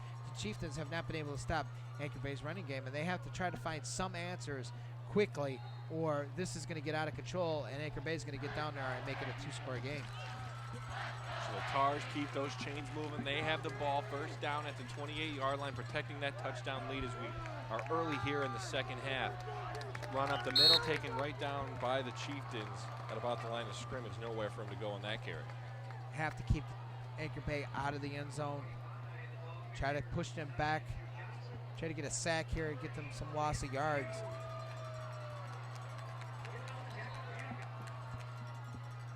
Second and 8 upcoming for Anchor Bay at the 26-yard line of the Chieftains. 9:50 left in the third quarter. Anchor Bay 4 wide. Irwin keeps it for himself. Has a room on the outside. Nice pickup there of about 6. 3rd and short upcoming for Anchor Bay. Irwin just using that speed. Puts his head down and just pulls right through. And we've seen that play a lot tonight, where Irwin keeps it himself, has 2 or 3. They've done both receivers on that left side of the field, and just good blocks by all of them and create some space for himself. They just can't seem to make the adjustments to try to shut him down. But again, this is the difference between Anchor Bay's offense and other teams. They use a lot of different scenarios for themselves. Big third down for Anchor Bay. 3rd and 3 at the 21-yard line. 9:08 left in the third quarter. Irwin has it, trying to get to the outside. Nowhere to go. Chieftains stop at 4th down. Upcoming for Anchor Bay. Finally a big stop there for the Chieftains. We'll see if Anchor Bay goes for it here, or if they're going to put their field goal unit on and try to get 3. But the Chieftains with a big stop. Let's take a look at this replay. They read it. Yeah, there was that very same well. similar play. Irwin keeps it to that Similar left play. side. Chieftains were able to shut him down there. It's going to be a 4th and 4. And it looks like they're going to go for it here. Yeah, I guess 4 down territory right by that 20-yard line. They're at the 22. Big down. 4th down upcoming for Anchor Bay. Chieftains need a stop here. 4 wide. Irwin's going to look to keep it. They run that same play. Does he have enough? Looks like it'll be close. Looks like he got it. No, Chieftains are saying no. He could be short, and he is short. It looked like he got it from our vantage point, but he didn't. And he's short, and the Chieftains are going to take over on downs. Big stop there for the Chieftains. Great job by the defense. Anchor Bay was driving, having some success in the run game. They went to the same play a few too many times. Here's Irwin again, just keeps it, runs to that left, has a lead blocker, puts his head down, gets close, but maybe a few inches or a foot short there. And that's what we were talking about. They needed to shut them down and avoid Anchor Bay from getting any type of points. Now the Chieftains... And they're going to measure this one just to make sure, Mike, so it's going to be close. They might have it. They do have it. They might have it. They have it. And it's a 1st down Anchor Bay. It looked, everything was, Chieftains were getting the ball, but they decide the markers move it. Looks like they moved the ball a little bit, but either way, Anchor Bay's going to pick up a sneaky 1st down here. And that one looked close, but doesn't matter because it's going to be a 1st down for Anchor Bay. And you see Coach Tony Smith calling a ref over. He wants an explanation. He's a little bit upset about that one. I would be too if I were him. Well, you would think the referees would have seen that as well, but needless to say, this is where the Chieftains now, the defense has been out there a long time. Hopefully they got a little bit of rest there as they were Irwin measuring. keeps it for himself. He's taken down. Tough break there for the Chieftains. Chieftains making some substitutions here. Defensively, they need to get some stops here. There's their replay. And he was quickly gobbled up as he busted right through the middle. 2nd and 9 now for Anchor Bay after converting on that 4th down and picking up a 1st. To keep their drive going. 7:33 left in this 3rd quarter. Protecting that touchdown lead. Looking to score their 1st points in the 2nd half. Irwin back, has a guy in motion, but he keeps it for himself. Trips up a little bit, stays upright though. Gets down almost to the 10-yard line. He's like a ping pong there, just bouncing off of bodies. Number 25 again, or number 26 for the Anchor Bay. No, number 28, sorry. It's Jordan Irwin. And you see a little low snap there, and he trips up a little bit, doesn't matter, stays upright. Look at him bouncing off of bodies. Yeah. And getting some more yards, and it's a 3-and-1. This is a big down right here for the Chieftains. Need to get a stop. Yeah, very close down to that marker. They threaten to score from the 11-yard line. 6:42 left in the 3rd quarter, looking to extend that lead. Man in motion, doesn't matter, but might have been something there on Anchor Bay, some early movement. See what the ref has for us here on this one. Offsides on the offense of the Anchor Bay Tars, and that's going to push them back. So the Chieftains get a big break here. It's going to be a repeat on 3rd down, it looks like. 3rd and 6 now for Anchor Bay, and that's going to give the Chieftains a little bit more room to try to get a stop here on 3rd down.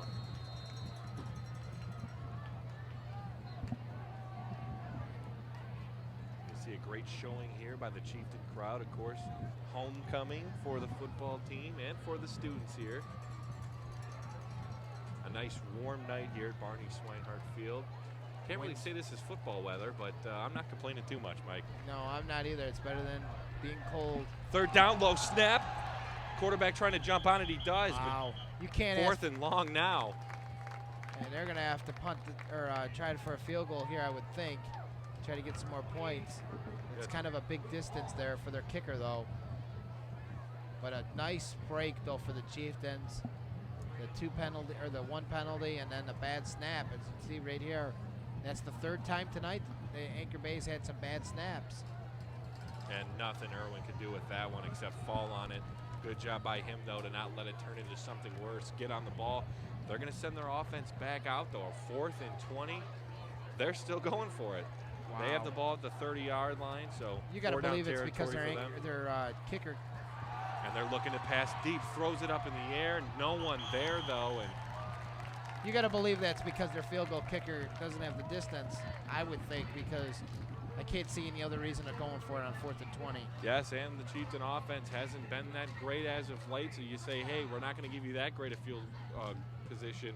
You still have to go 70 yards down the field, so good luck. Let's see what happens here. I guess careful what you wish for sometimes. So Chieftain's offense takes over now. Let's see what they dial up here in this second half. You see that pass one more time, just nobody in the vicinity. 5:21 left in the third quarter. Screen pass for the Chieftains. Nowhere to go, though, taken down real fast there. Slater Lutz on the reception. A little trash talking out there between Lutz and number 8, Jared Irwin.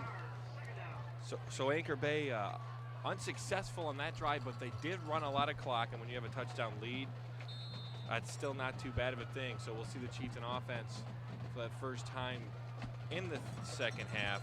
You got to like that play, but unfortunately had no room, nowhere to go after receiving that football, as Anchor Bay was all over. You got to give credit to Second and 15 from the 25. It's a pass. No one there, though, for that one. Nice coverage. I was going to say, you got to give credit to the Anchor Bay defense with their coverage.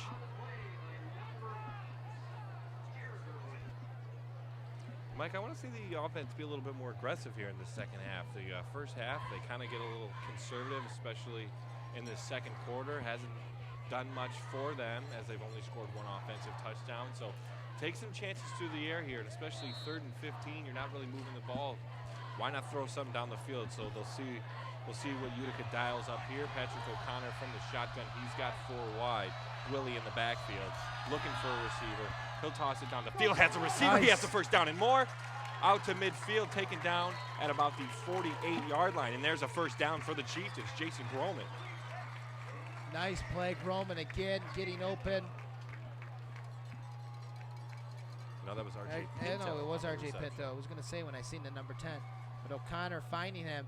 So spreading things around now with the other wide receivers. And nice reception. Pinto getting open. As it seems like now Anchor Bay is starting to collapse on Groman even more, and Gwilly. But now if they can get Pinto open like that. Yeah, use your other guys, absolutely. You gotta use your other receivers here too. So first down for the Chieftains now. They have the ball at the 48-yard line. 4:08 left in the third quarter. They'll pass again. Wasn't looking, though, wasn't quite ready. Miscommunication. Yeah, Miscommunication Andrew with number Pugh 81. on the intended receiver on that one. Wasn't quite ready for the pass.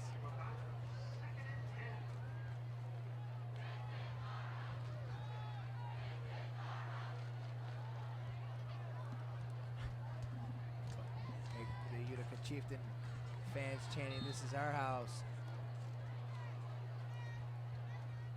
Need to get a little louder here and urge your classmates here. It's a little tentative out here. Chieftains need to give them something to cheer and get loud about, and hopefully they'll do that on this drive as they are looking to put something on the board here for the first time in the second half.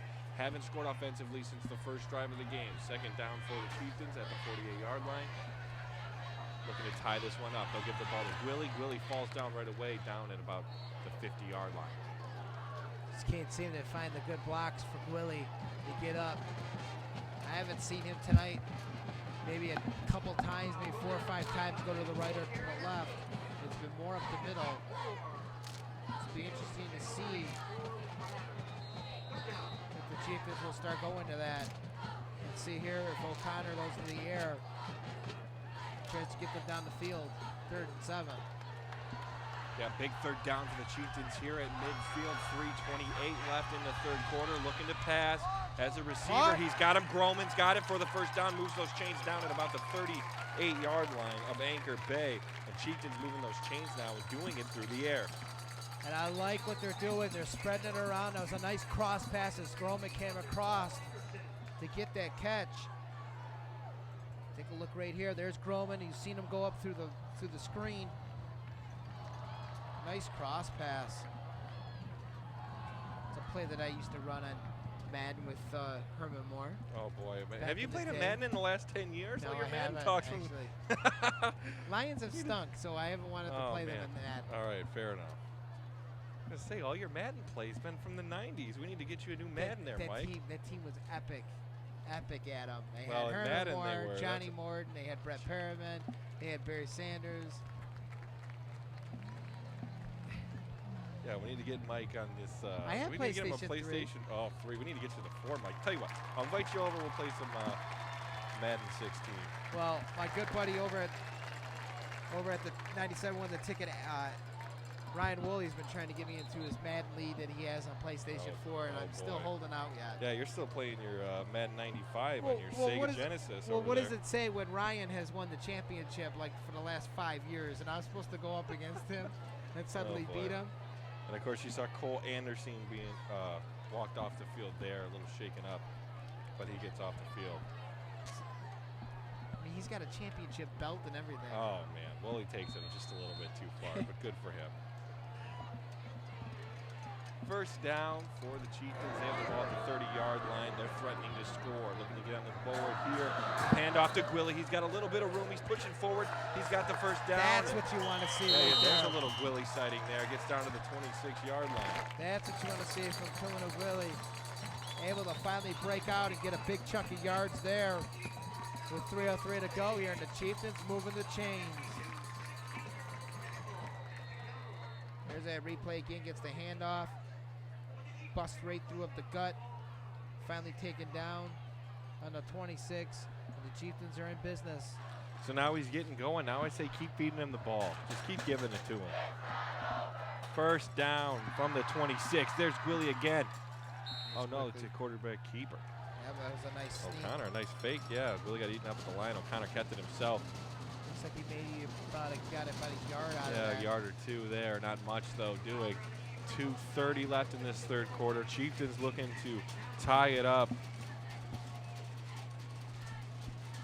Crowd getting a little bit into it here on the Chieftains side. Finally getting close to scoring again, giving them something to cheer about. And a nice fake there. He sold it well. He did. He had me fooled too, even on that replay. I'm like, did we call that one? Second down now for the Chieftains. 2nd and 10, that is. Ball at the 26. Within 2 minutes here in the third. Receiver on the outside. Groman drops it, though, right in his hands. And was thinking about the move he was making next. Didn't come up with the ball, though. So 3rd down now for the Chieftains. Got to convert here. Don't want to settle for 3, but you will if you have to. At least put some points on the board. Still only down 1 score here. And you see there again, Groman right off the hands. Wish you could have a chance to catch that one again. You like what you're seeing here from the Chieftains offense. They're spreading the ball around.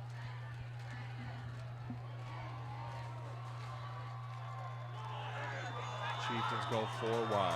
Willie in the backfield. O'Connor looking to get a first down for his team. Looking for a receiver. Caught. Does he have it? See what they call. Anchor Bay saying no. The Chieftains are saying yeah. One linesman says yes. And It looks like they're calling that a first down. So first down for the Chieftains. Move those chains. A nice completion there. RJ Pinto coming up big with 2 big catches for the Chieftains. And he's also the 3rd string quarterback. Ooh, there you go. Well, right now he's looking good at that receiver position. You see that one more time. Nice catch there. I mean, it's hard to tell. It came loose, Well, you know what? but it's still There's no on his instant hands. replays in high school football. So Oh boy. he's got it. That wasn't a catch.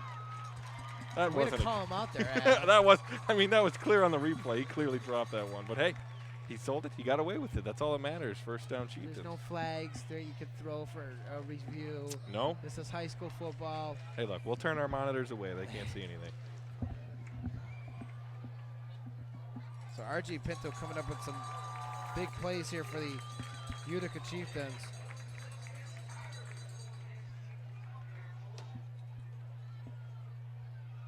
And you got it like that because now they're able to spread the ball around. Now you have two receivers that you're able to go to tonight, along with Gwilly. And it seems like he has stymied Anchor Bay just a tad bit. Yeah, Chieftains threatening here, moving the ball through the air.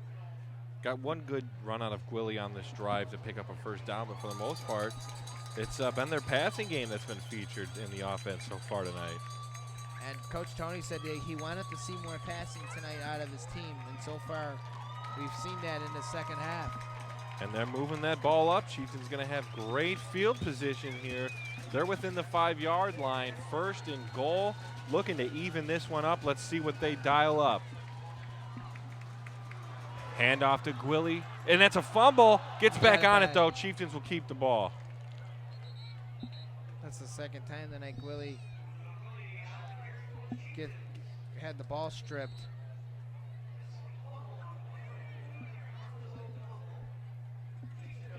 Yeah, got to hold on to the ball here. Last thing you want to do is kill this long drive by a fumble, and you see it was really never fully in his arms. He had it hanging out the whole time, got hit, and just fell right out.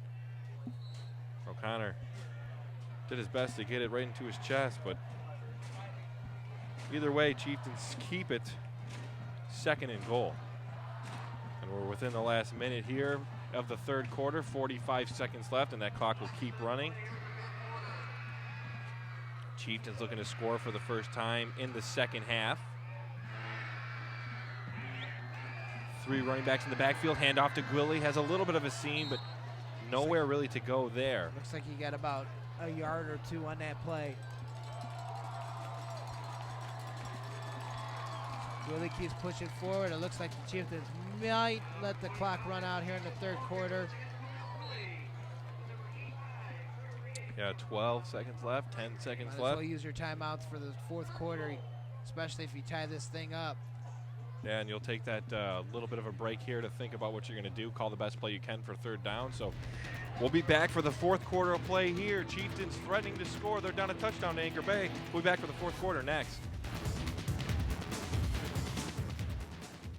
15 years and Esplendito Mexican Restaurants is still known for its great tasting quality food.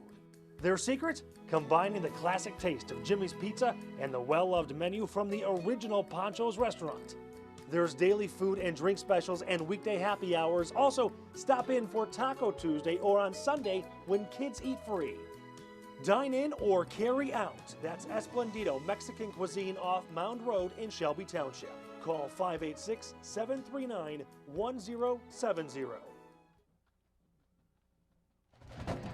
Welcome back. This is the 4th quarter of the game here. We're at Barney Swinehart Field. Homecoming here for the Chieftains.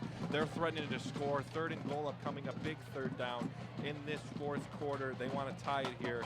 Mike, so far, Chieftains offense, they're doing well on this drive. Have struggled for a little bit in between the first drive and this one. Haven't scored since the first 3 minutes of the game. So really need to put some points on the board here.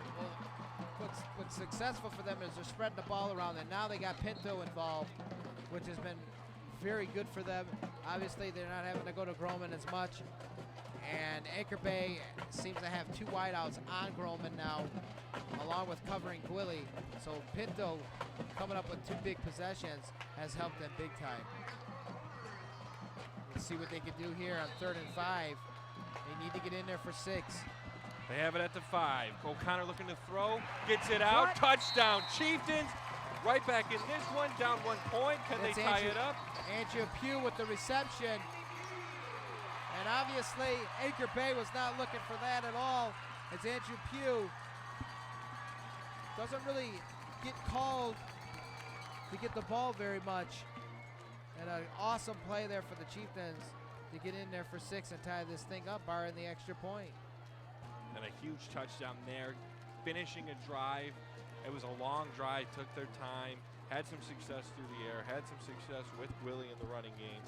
finally put a full drive together. Good thing to see here from the Chieftains in the second half. Veronica Kramer on to convert the extra point. It's up, it's good. This is a tie ball game, 11:55 left in the fourth quarter. Chieftains getting pumped here on homecoming. Chieftains bounce right back after giving up that 14-0 lead. Here's their replay again. O'Connor right there to Pugh, and Pugh gets in there. And you can see Anchor Bay was not expecting that whatsoever. And I'd like to see a little bit more celebration out of Pugh, man. He did Come a little on. toe touch. He was doing some calisthenics down there after that touchdown. Slam that football down. Maybe sign it with a Sharpie like Terrell Owens. T.O. pulled a Sharpie out of the sock. I don't think that would go over very well, but we'd enjoy it.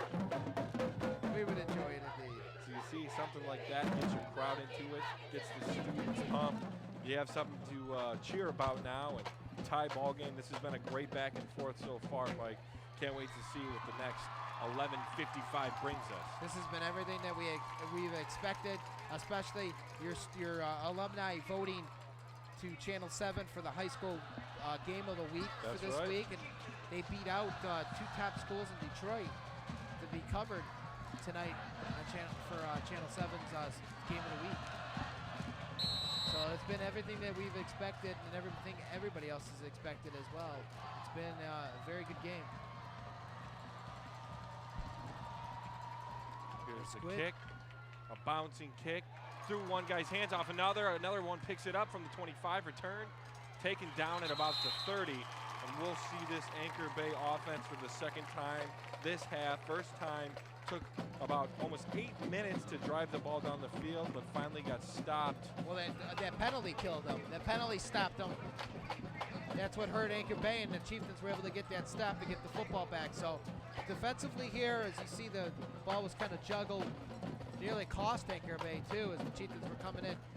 This is where the defense needs to stand tall. This is the biggest play probably for them of this season defensively, if they can get a stop.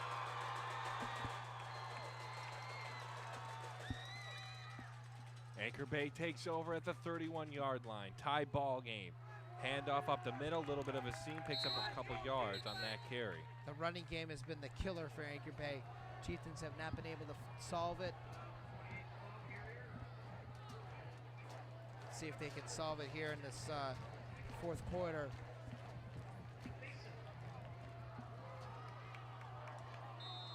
The handoff. It looks like again Anchor Bay has changed the quarterback. It's now Ian Moore. Yeah, and they moved Irwin to running back, it appears. Look at the run here. So a little bit different thing here. They bring in a different quarterback, put in the other quarterback at running back, switching things up. Of course, he's been good in the running game, so something a little different here about the way the Anchor Bay Tars look in this fourth quarter. Most of the high schools that you've seen, they hold a lot of their cards to the vest, so you don't know what to expect from a lot of their play calling that they run. So maybe Ian Moore is more of a passer. I guess we're about to find out. 3rd and 3 here for Anchor Bay at their own 37. Handoff to Irwin. He has some room and more. Taken down at the 42 on the Chieftains side, and you see the quarterback moves to running back, and he's having some success here in the fourth quarter. And Anchor Bay moving those chains now. Chieftains just cannot seem to stop that running game. They have to come up with some type of answer. There's the pass, or the handoff again to Irwin, and Irwin takes it up the field. Chieftains have to somehow find a way to stop this running game or they're going to be in trouble. And I got to say, a little bit bizarre, though. Play 3 quarters at quarterback, and then all of a sudden you're playing running back in the fourth. But either way, it's working so far. Gets the handoff again. That's Irwin. Tries to get the outside. Nowhere to go. Taken down at the line of scrimmage. 2nd and 10 upcoming. This set of downs right here is where the Chieftains need to stand tall defensively. But no, you're right. Kind of bizarre to see that. And again, you got to wonder, maybe Ian Moore is more of a better game manager down the stretch, or he possibly can throw the football a little bit better. We're about to find out. And Irwin has had a lot of success running the ball. He's just done it from the quarterback position. 2nd down from the 42. Here's the handoff again. Nowhere to go again. Pickup of about 1 at best. 3rd and 9 upcoming for Anchor Bay. Great job there by the defensive line, able to collapse on Irwin again. Anchor Bay kind of becoming a little bit too predictable here. Handing it off now to Irwin. And Yeah, Chieftains- Irwin's been their Chieftains- main guy all game. They just keep getting the ball to him no matter where he's at. Chieftains, there you go. 2 straight downs, able to stop the run. And now it's a 3 and 10. So big 3rd down here. Anchor Bay looking to take the lead back. Chieftains looking to get the ball back to their offense, who was successful on their last drive.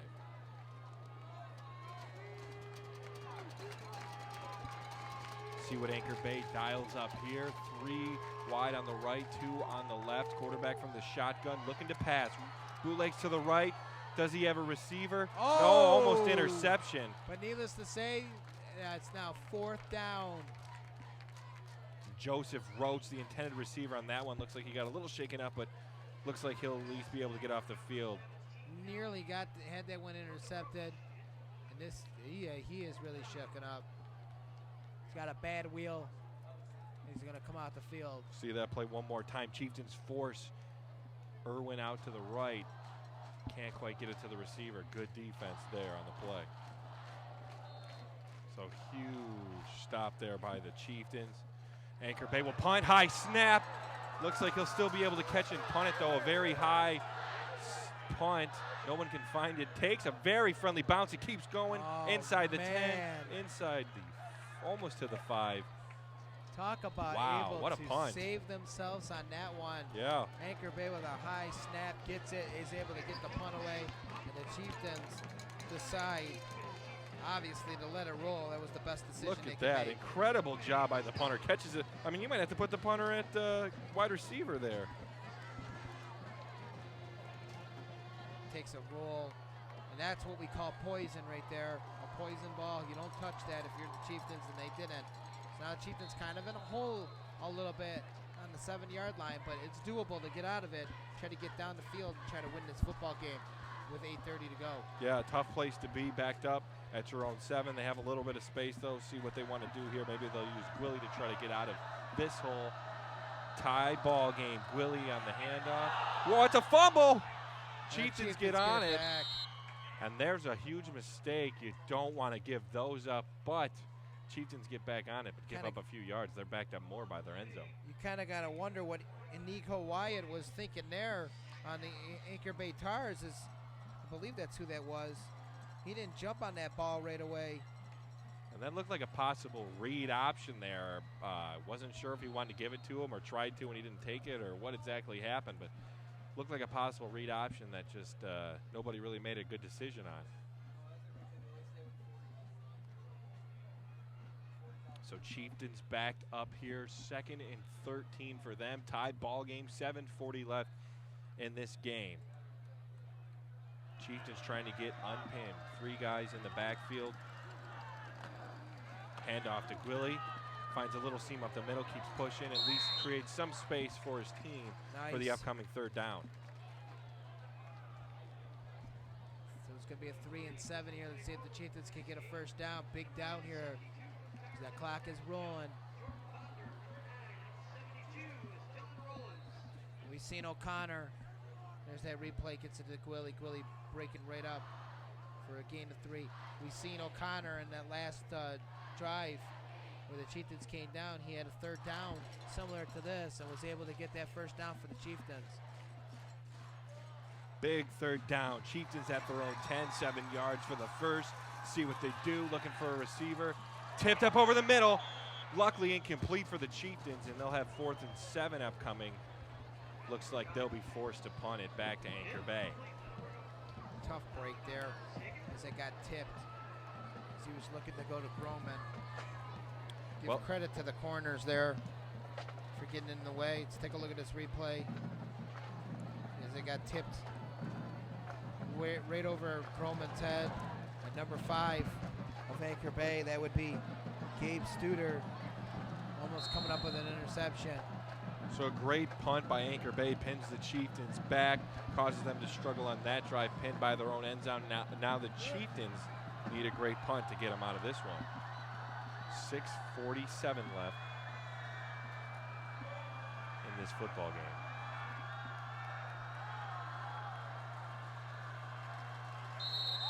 It looks like Anchor Bay jumped off sides. That was hard to tell which side jumped. We'll see what the ref has to say about this one. Dead ball. That's no high school rule.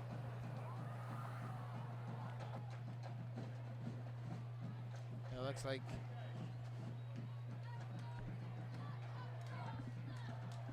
Chieftains are going to get kicked back here 2 yards.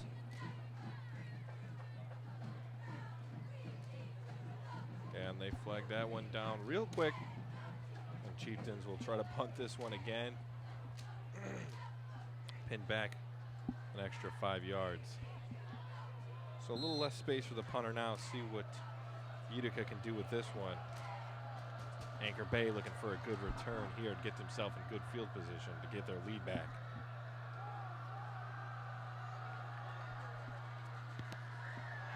Oh, block punt it appears. Anchor Bay gets it in great field position there down at the 5-yard line. Huge play for Anchor Bay there.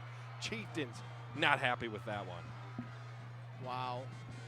Big swing there, Mike. The great punt by Anchor Bay pins the Chieftains back. Then the Chieftains can't go anywhere on offense. Bad punt there. Gets blocked. And now Anchor Bay right at the doorstep. You think you have all your tracks covered at every practice, working on things, and something like that happens. And a great block there. Getting blocked and getting your hand up that quickly. It was a great job there. Here's Anchor Bay on Chieftains first down. push them back. Hopefully the Chieftains possibly can get a turnover here, maybe a flag on Anchor Bay, push them back even more. Second and goal now for Anchor Bay. They have it at the 7-yard line. Tie ball game, 6:20 left in this one.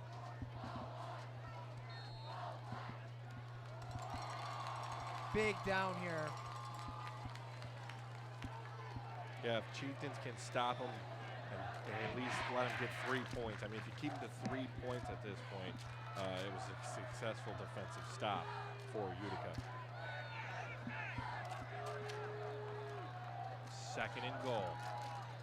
Anchor Bay looking to take that lead back. Irwin in the shotgun. He'll look left. He'll look to throw. Toss it in. Touchdown Anchor Bay. They're back on top. And it'll be 27-21. Anchor Bay's lead. Wow. Tough break for the Chieftains. You can't make this stuff up. I mean, obviously, you can't help when it's tipped like that, and that's exactly what happened. And Anchor Bay just able to keep it right there. And that back and forth right there shows you how important special teams are. I mean, both sides, the punt getting blocked and the great punt pinning Utica back that they couldn't do anything. So special teams playing a huge role here in the fourth quarter as the Anchor Bay Tars get back on top. But there is 5:44 left in this game. Plenty of time for Utica to answer. Extra point up. No good. Wide left. That could come back to haunt them. Absolutely. The Chieftains can come down and get a touchdown. They can take this game. Let's take a look at this replay of that touchdown. Gets it right over. A nice lob to number 8, Jared Irwin, from his brother, Jordan Irwin, who's back at quarterback. So Anchor Bay with that turnover, get that touchdown, and it's 27-21, 5:44 here. Chieftains need to milk the clock here and try to get down and try to get the touchdown and win this football game. The best thing for the Chieftains is if you can recreate your last drive. You had success, you held the ball for a little while. Well, not the last drive they scored on, obviously not the last drive. They were pinned by their own end zone, but do what they did on that drive, which is mostly move the ball through the air, but they had a good mixture of passing and running. So do that same thing, and a touchdown will get them right back in the lead here as Anchor Bay misses the extra point, if Utica can put on the extra point. Coach Tony Smith trying to urge his team on. And you gotta feel for him too. I mean, he coaches for success to try to get this team into the playoffs, which they haven't been in about 3 years. And there's been a lot of positive attitude towards this team all summer long to do just that, and it's gobbled. He's just going to take it down.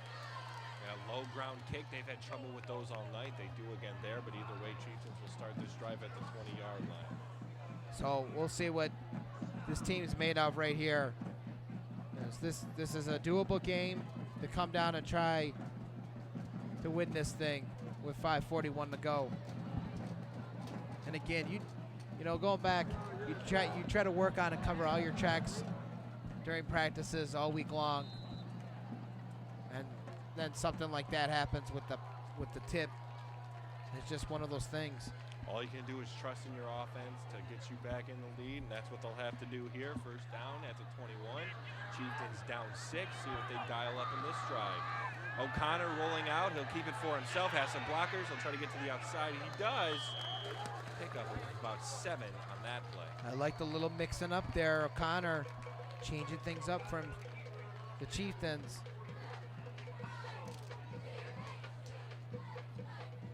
So he's able to turn that corner with that speed and tuck the ball in.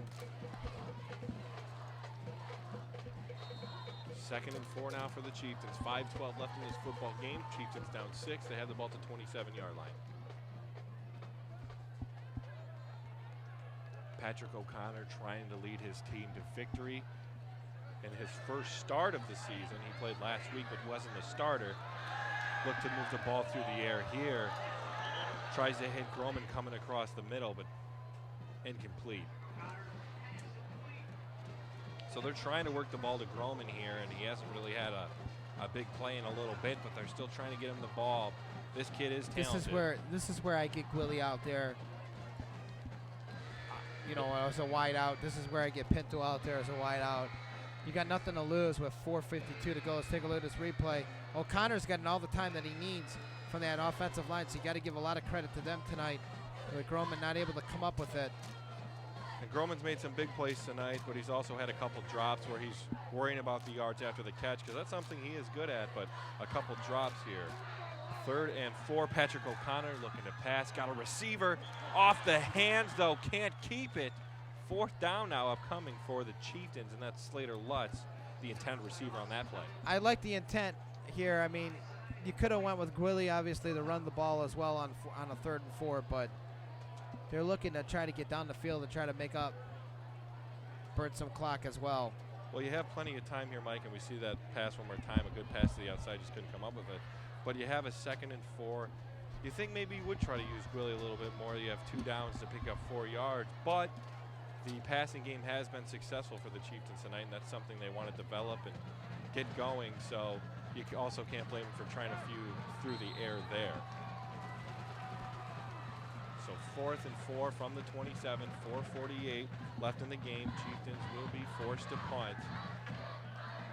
Still plenty of time, though, to put your defense out there and let them get a stop to get you the ball back. Here's the punt. Nice deep punt. See what kind of bounce it takes. And a very friendly bounce as it rolls out at about the 30-yard line. Chieftains will take that one. I do got to say, though, one thing on that the referees missed. Anchor Bay never touched that ball.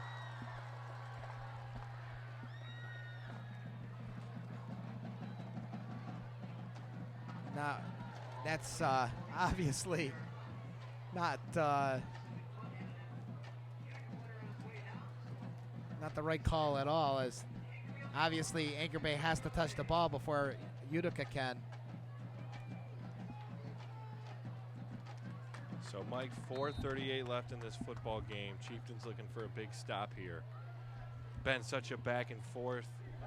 Anchor Bay, though, having so much success in the running game here in in the 4th quarter. And a handoff there. Nowhere to go, though, for the running back. So now we see Irwin back at quarterback. He played the last drive at quarterback, the drive before that at running back. So they're using him a few different ways here, but either way, he's been great for him. He's been effective, and that's all that matters here. But the Chieftains with 4:17, they have a couple timeouts left. 2nd and 10, you get a big stop here. You force them down at the 3rd down. Big stop right there. We'll see what this defense is made of. Yeah, and Anchor Bay will take as much time as they can. The clock on their side at this point as we get within the last 4 minutes of this football game. Anchor Bay protecting that 6-point lead. Pitch to the left side of the field. Chieftains all over them. He creates some And extra a flag space on the for- play. Back in the middle of the field. And I think it's going to be on the Utica Chieftains here. I think it might be on Gwilly. Holding on the Anchor Bay Oh. Tars, so we're going to move that ball back, and That's huge. yeah, big for the Chieftains. The way that the refs were talking to Gwilly, it looked like it was going to be on him. Holding on the offense, it's a spot foul, 10 yards. Repeat the down. That's huge. So second and long now upcoming for the Tars. Chieftains looking for a big stop here. They need to get the ball back to their offense, down 6. And the students getting into this one is they're getting loud and rowdy, trying to get a win here at homecoming. Plenty of time, 2nd and 20. I'm surprised I'm sure Coach Tony Smith, when it gets down to the 3-minute mark, will try to start using some of his timeouts and get that ball back. But let's see what the defense is made of here. 2nd and 20, Anchor Bay looking to pass. Little screen pass to the receiver, has some room, gets back to the original line of scrimmage and more. Nice play there for the Tars on 2nd down, making a nice shorter 3rd down for them with 3:20 left in this football game. Big down right here for the Chieftains defensively. So you're right, Mike. You start seeing the Chieftains use some of their timeouts here. Stop the clock a few times as they want to get the ball back. See this wide receiver screen. Great play by the Tars. Let's not try to pick up all 20 of these yards right away. 2nd down, you chip it down, give yourself a better chance to convert on 3rd down, and they'll look to do that here with 8 yards to go on the Chieftains' 44-yard line.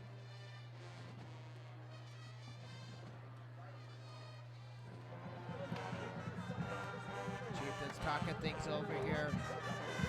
Need to have every avenue covered, obviously. I would have suspected Anchor Bay's going to try to run the football here.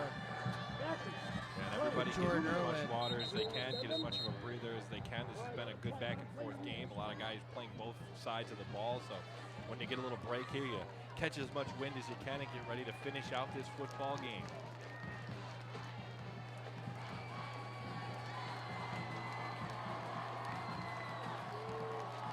A little bit of final countdown from the band here as we get close to the finish of this one, Mike. That's right. Pistons' old theme song. The final countdown. That's right. So big 3rd down here for Anchor Bay. The Chieftains looking to get the ball back. Anchor Bay looking to pass. Irwin has a receiver down the field. He comes up with it. And a completion and 1st down for Anchor Bay. Yeah, looks like that might do it. That might be enough. They'll move the chains. They'll keep the clock moving. Chieftains have to get a stop here. They still can stop them, but can't let any more 1st downs happen if they want to get this football back here. But that's a huge play for Anchor Bay. Travis Roy on the reception there. We got to look to try to get a turnover here somehow. I'm sure Anchor Bay's going to stay conservative and run the ball the rest of the way here.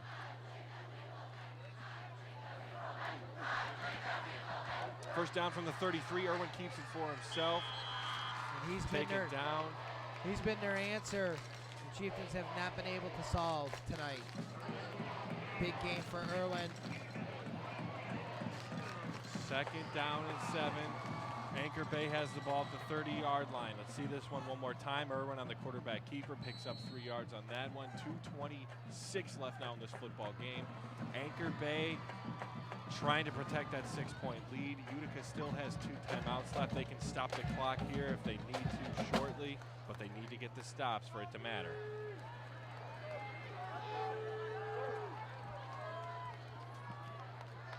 Anchor Bay taking up as much time as they can. 2:06 left on the clock. Quickly Irwin gets sacked. stopped in the backfield. Big stop there for the Chieftains. 3rd down upcoming.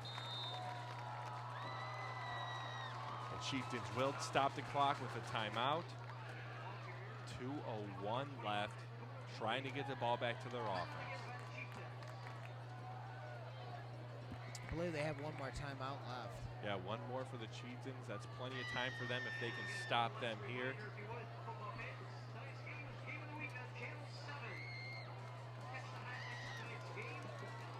Just a big down here. And This one- could be ball game. And one thing we got to remember, Mike, is there was a missed extra point by the Chieftains earlier. That could actually bite them in the butt because Anchor Bay, I mean, we haven't seen their field goal team yet tonight, but if they could decide to kick a field goal here, they could put it a 2-score game, when before, if the Chieftains wouldn't have missed that extra point, it would be an 8-point game. So that's something to think about too. And then don't forget, Anchor Bay missed that extra point on their last drive. So for Chieftains, all they need to do is come down. They need to get a stop here. They have to come down and try to get a big touchdown. They win this game. This is a big down here, 3-7 on the 31.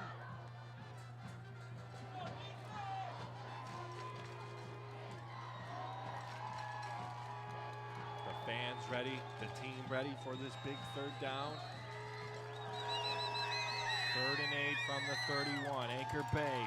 Irwin keeps it for himself. Has some blockers in front of him. He'll be wrapped up from behind. 4th and short upcoming for Anchor Bay. We'll see what they decide to do here with 1:52 left in the 4th quarter. Clock still running.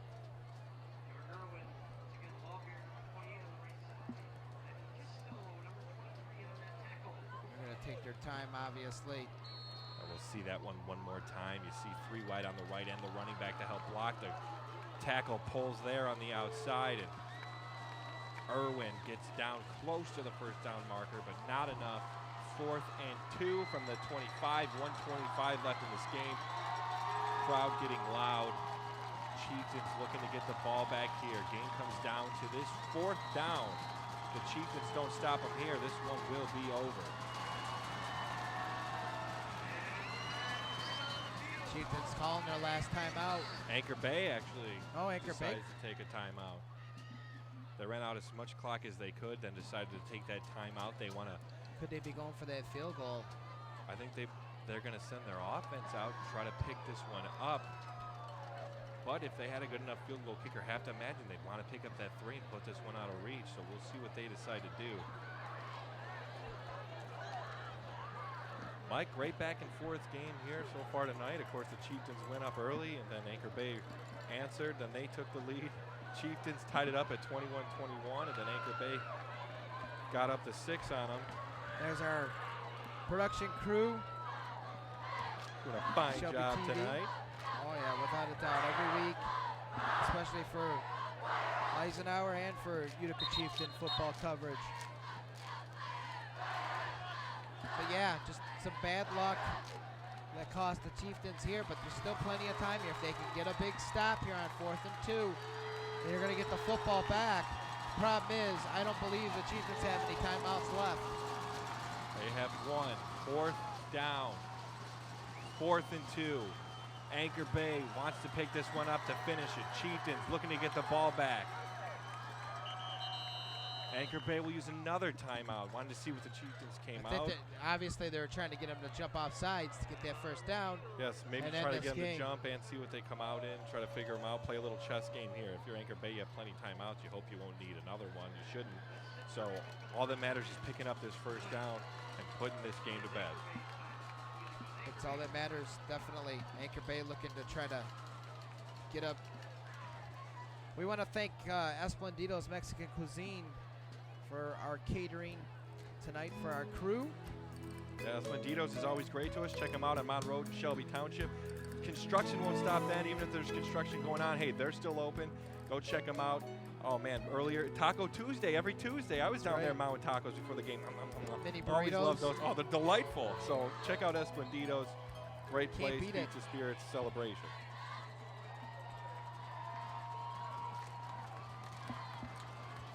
Big, here we go. It all comes down to this. Anchor Bay, 2 yards.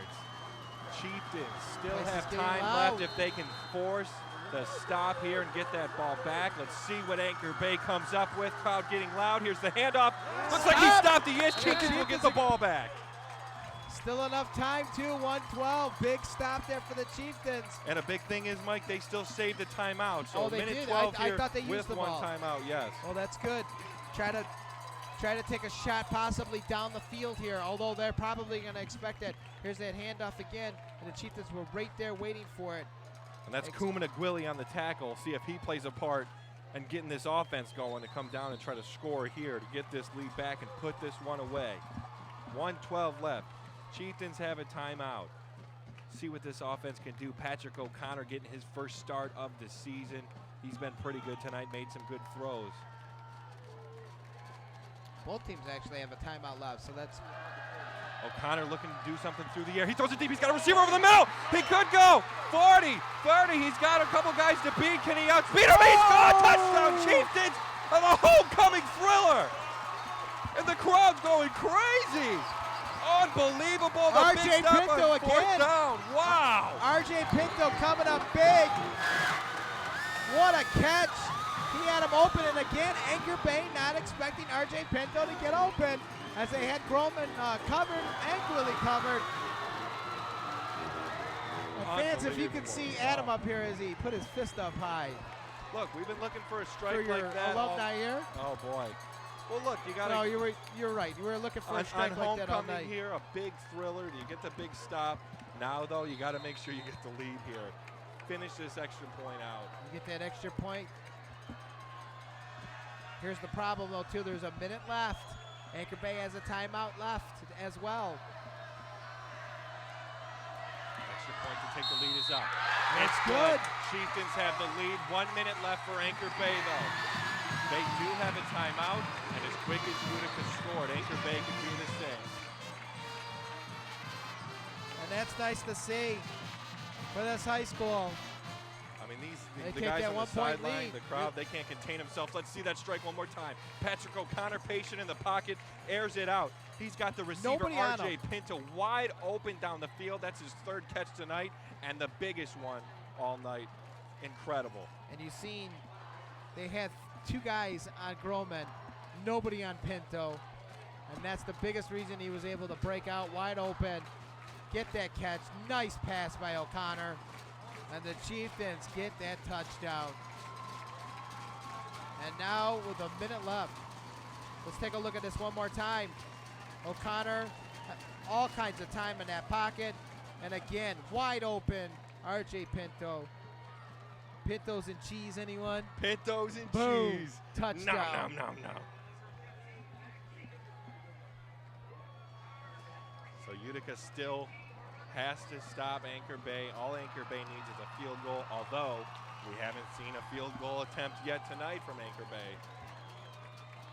But still plenty of time Chieftains left for are them. probably going to do a little squib here. There's the kick, They do. the bouncer, over one head to the 25, 30. Taken down at the 30-yard line, and the Chieftains, the whole football team, Both the crowd, teams. everybody's pumped here, ready to get a stop in the last minute of this game, up 1. Both teams have 1 timeout left with 53 seconds to go, and the Chieftains have not been able to stop the run game of Jordan Irwin. Now is the time to put the stamp on this and put this game to bed. Win this one for your homecoming night. It'll be the talk of the town tomorrow as That's they right, celebrate a little bit at their homecoming party. Yeah, nothing better than a win at homecoming, especially in a thrilling fashion, but they don't have it yet. Got to put a stop to the Tars here. 53.7 left. This place is getting loud, too. You got to love this. First down from the 30. Looking to move it from the air. Flushed out of the pocket. Taken Sacked down. down by Gwilly Kumino. And Gwilly has been huge on defense tonight with a couple sacks. Getting his team going here. Nice play by Gwilly. And this team is really pumped at the moment to try to put this game to bed.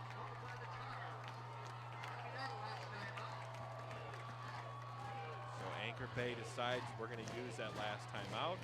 Let's see that takedown one more time. Gwilly again with a huge sack. He had a huge play on the last defensive stand. And then putting a fist pump says it all.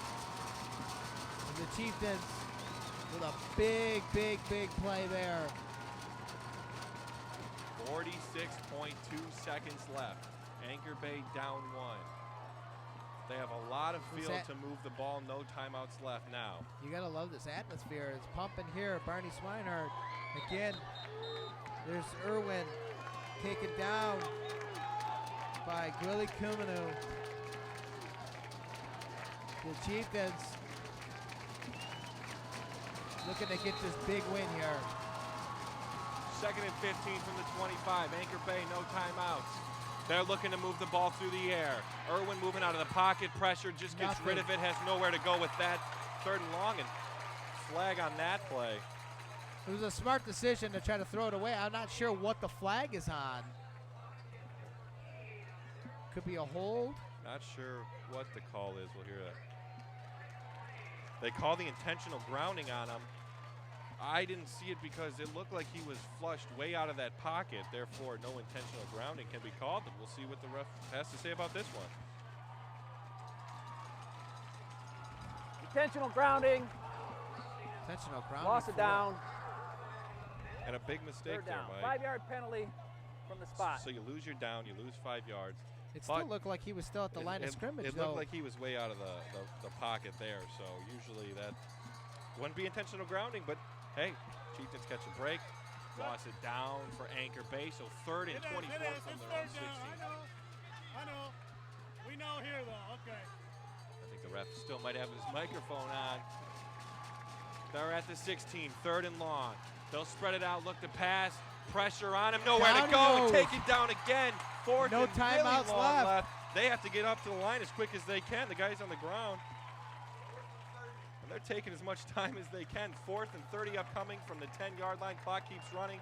23, 22. You see there, clock keeps going. Clock keeps going. 4th and 30. The short pass, he has it down the middle. We need to get a lot more yards. That's it, Chieftains stop them, and they're going to get the win here, Mike. 28-27 as they stop them. All they have to do is come out in the victory formation. Now the thriller here on homecoming at Barney Swinehart Field. Big win for the Chieftains. With 10 seconds to go, obviously, do the victory formation. No And again, the Anchor Bay, the extra point that they missed coming in to play here, because otherwise this would be a tie game. Yeah, you're right, Mike. That was a big one. Just that 1 point is what hurt him so much. So Utica out. We're in getting the a "This is victory awesome" formation. chant.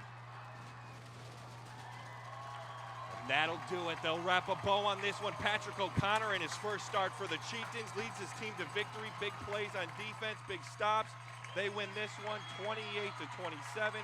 Chieftains take it over Anchor Bay in a thriller. Unbelievable game, Mike, back and forth. Awesome game, without a doubt. The Chieftains, obviously things looked like it was going to fall apart on them when Anchor Bay was able to score that 1 touchdown off of that high snap off that punt. Yep.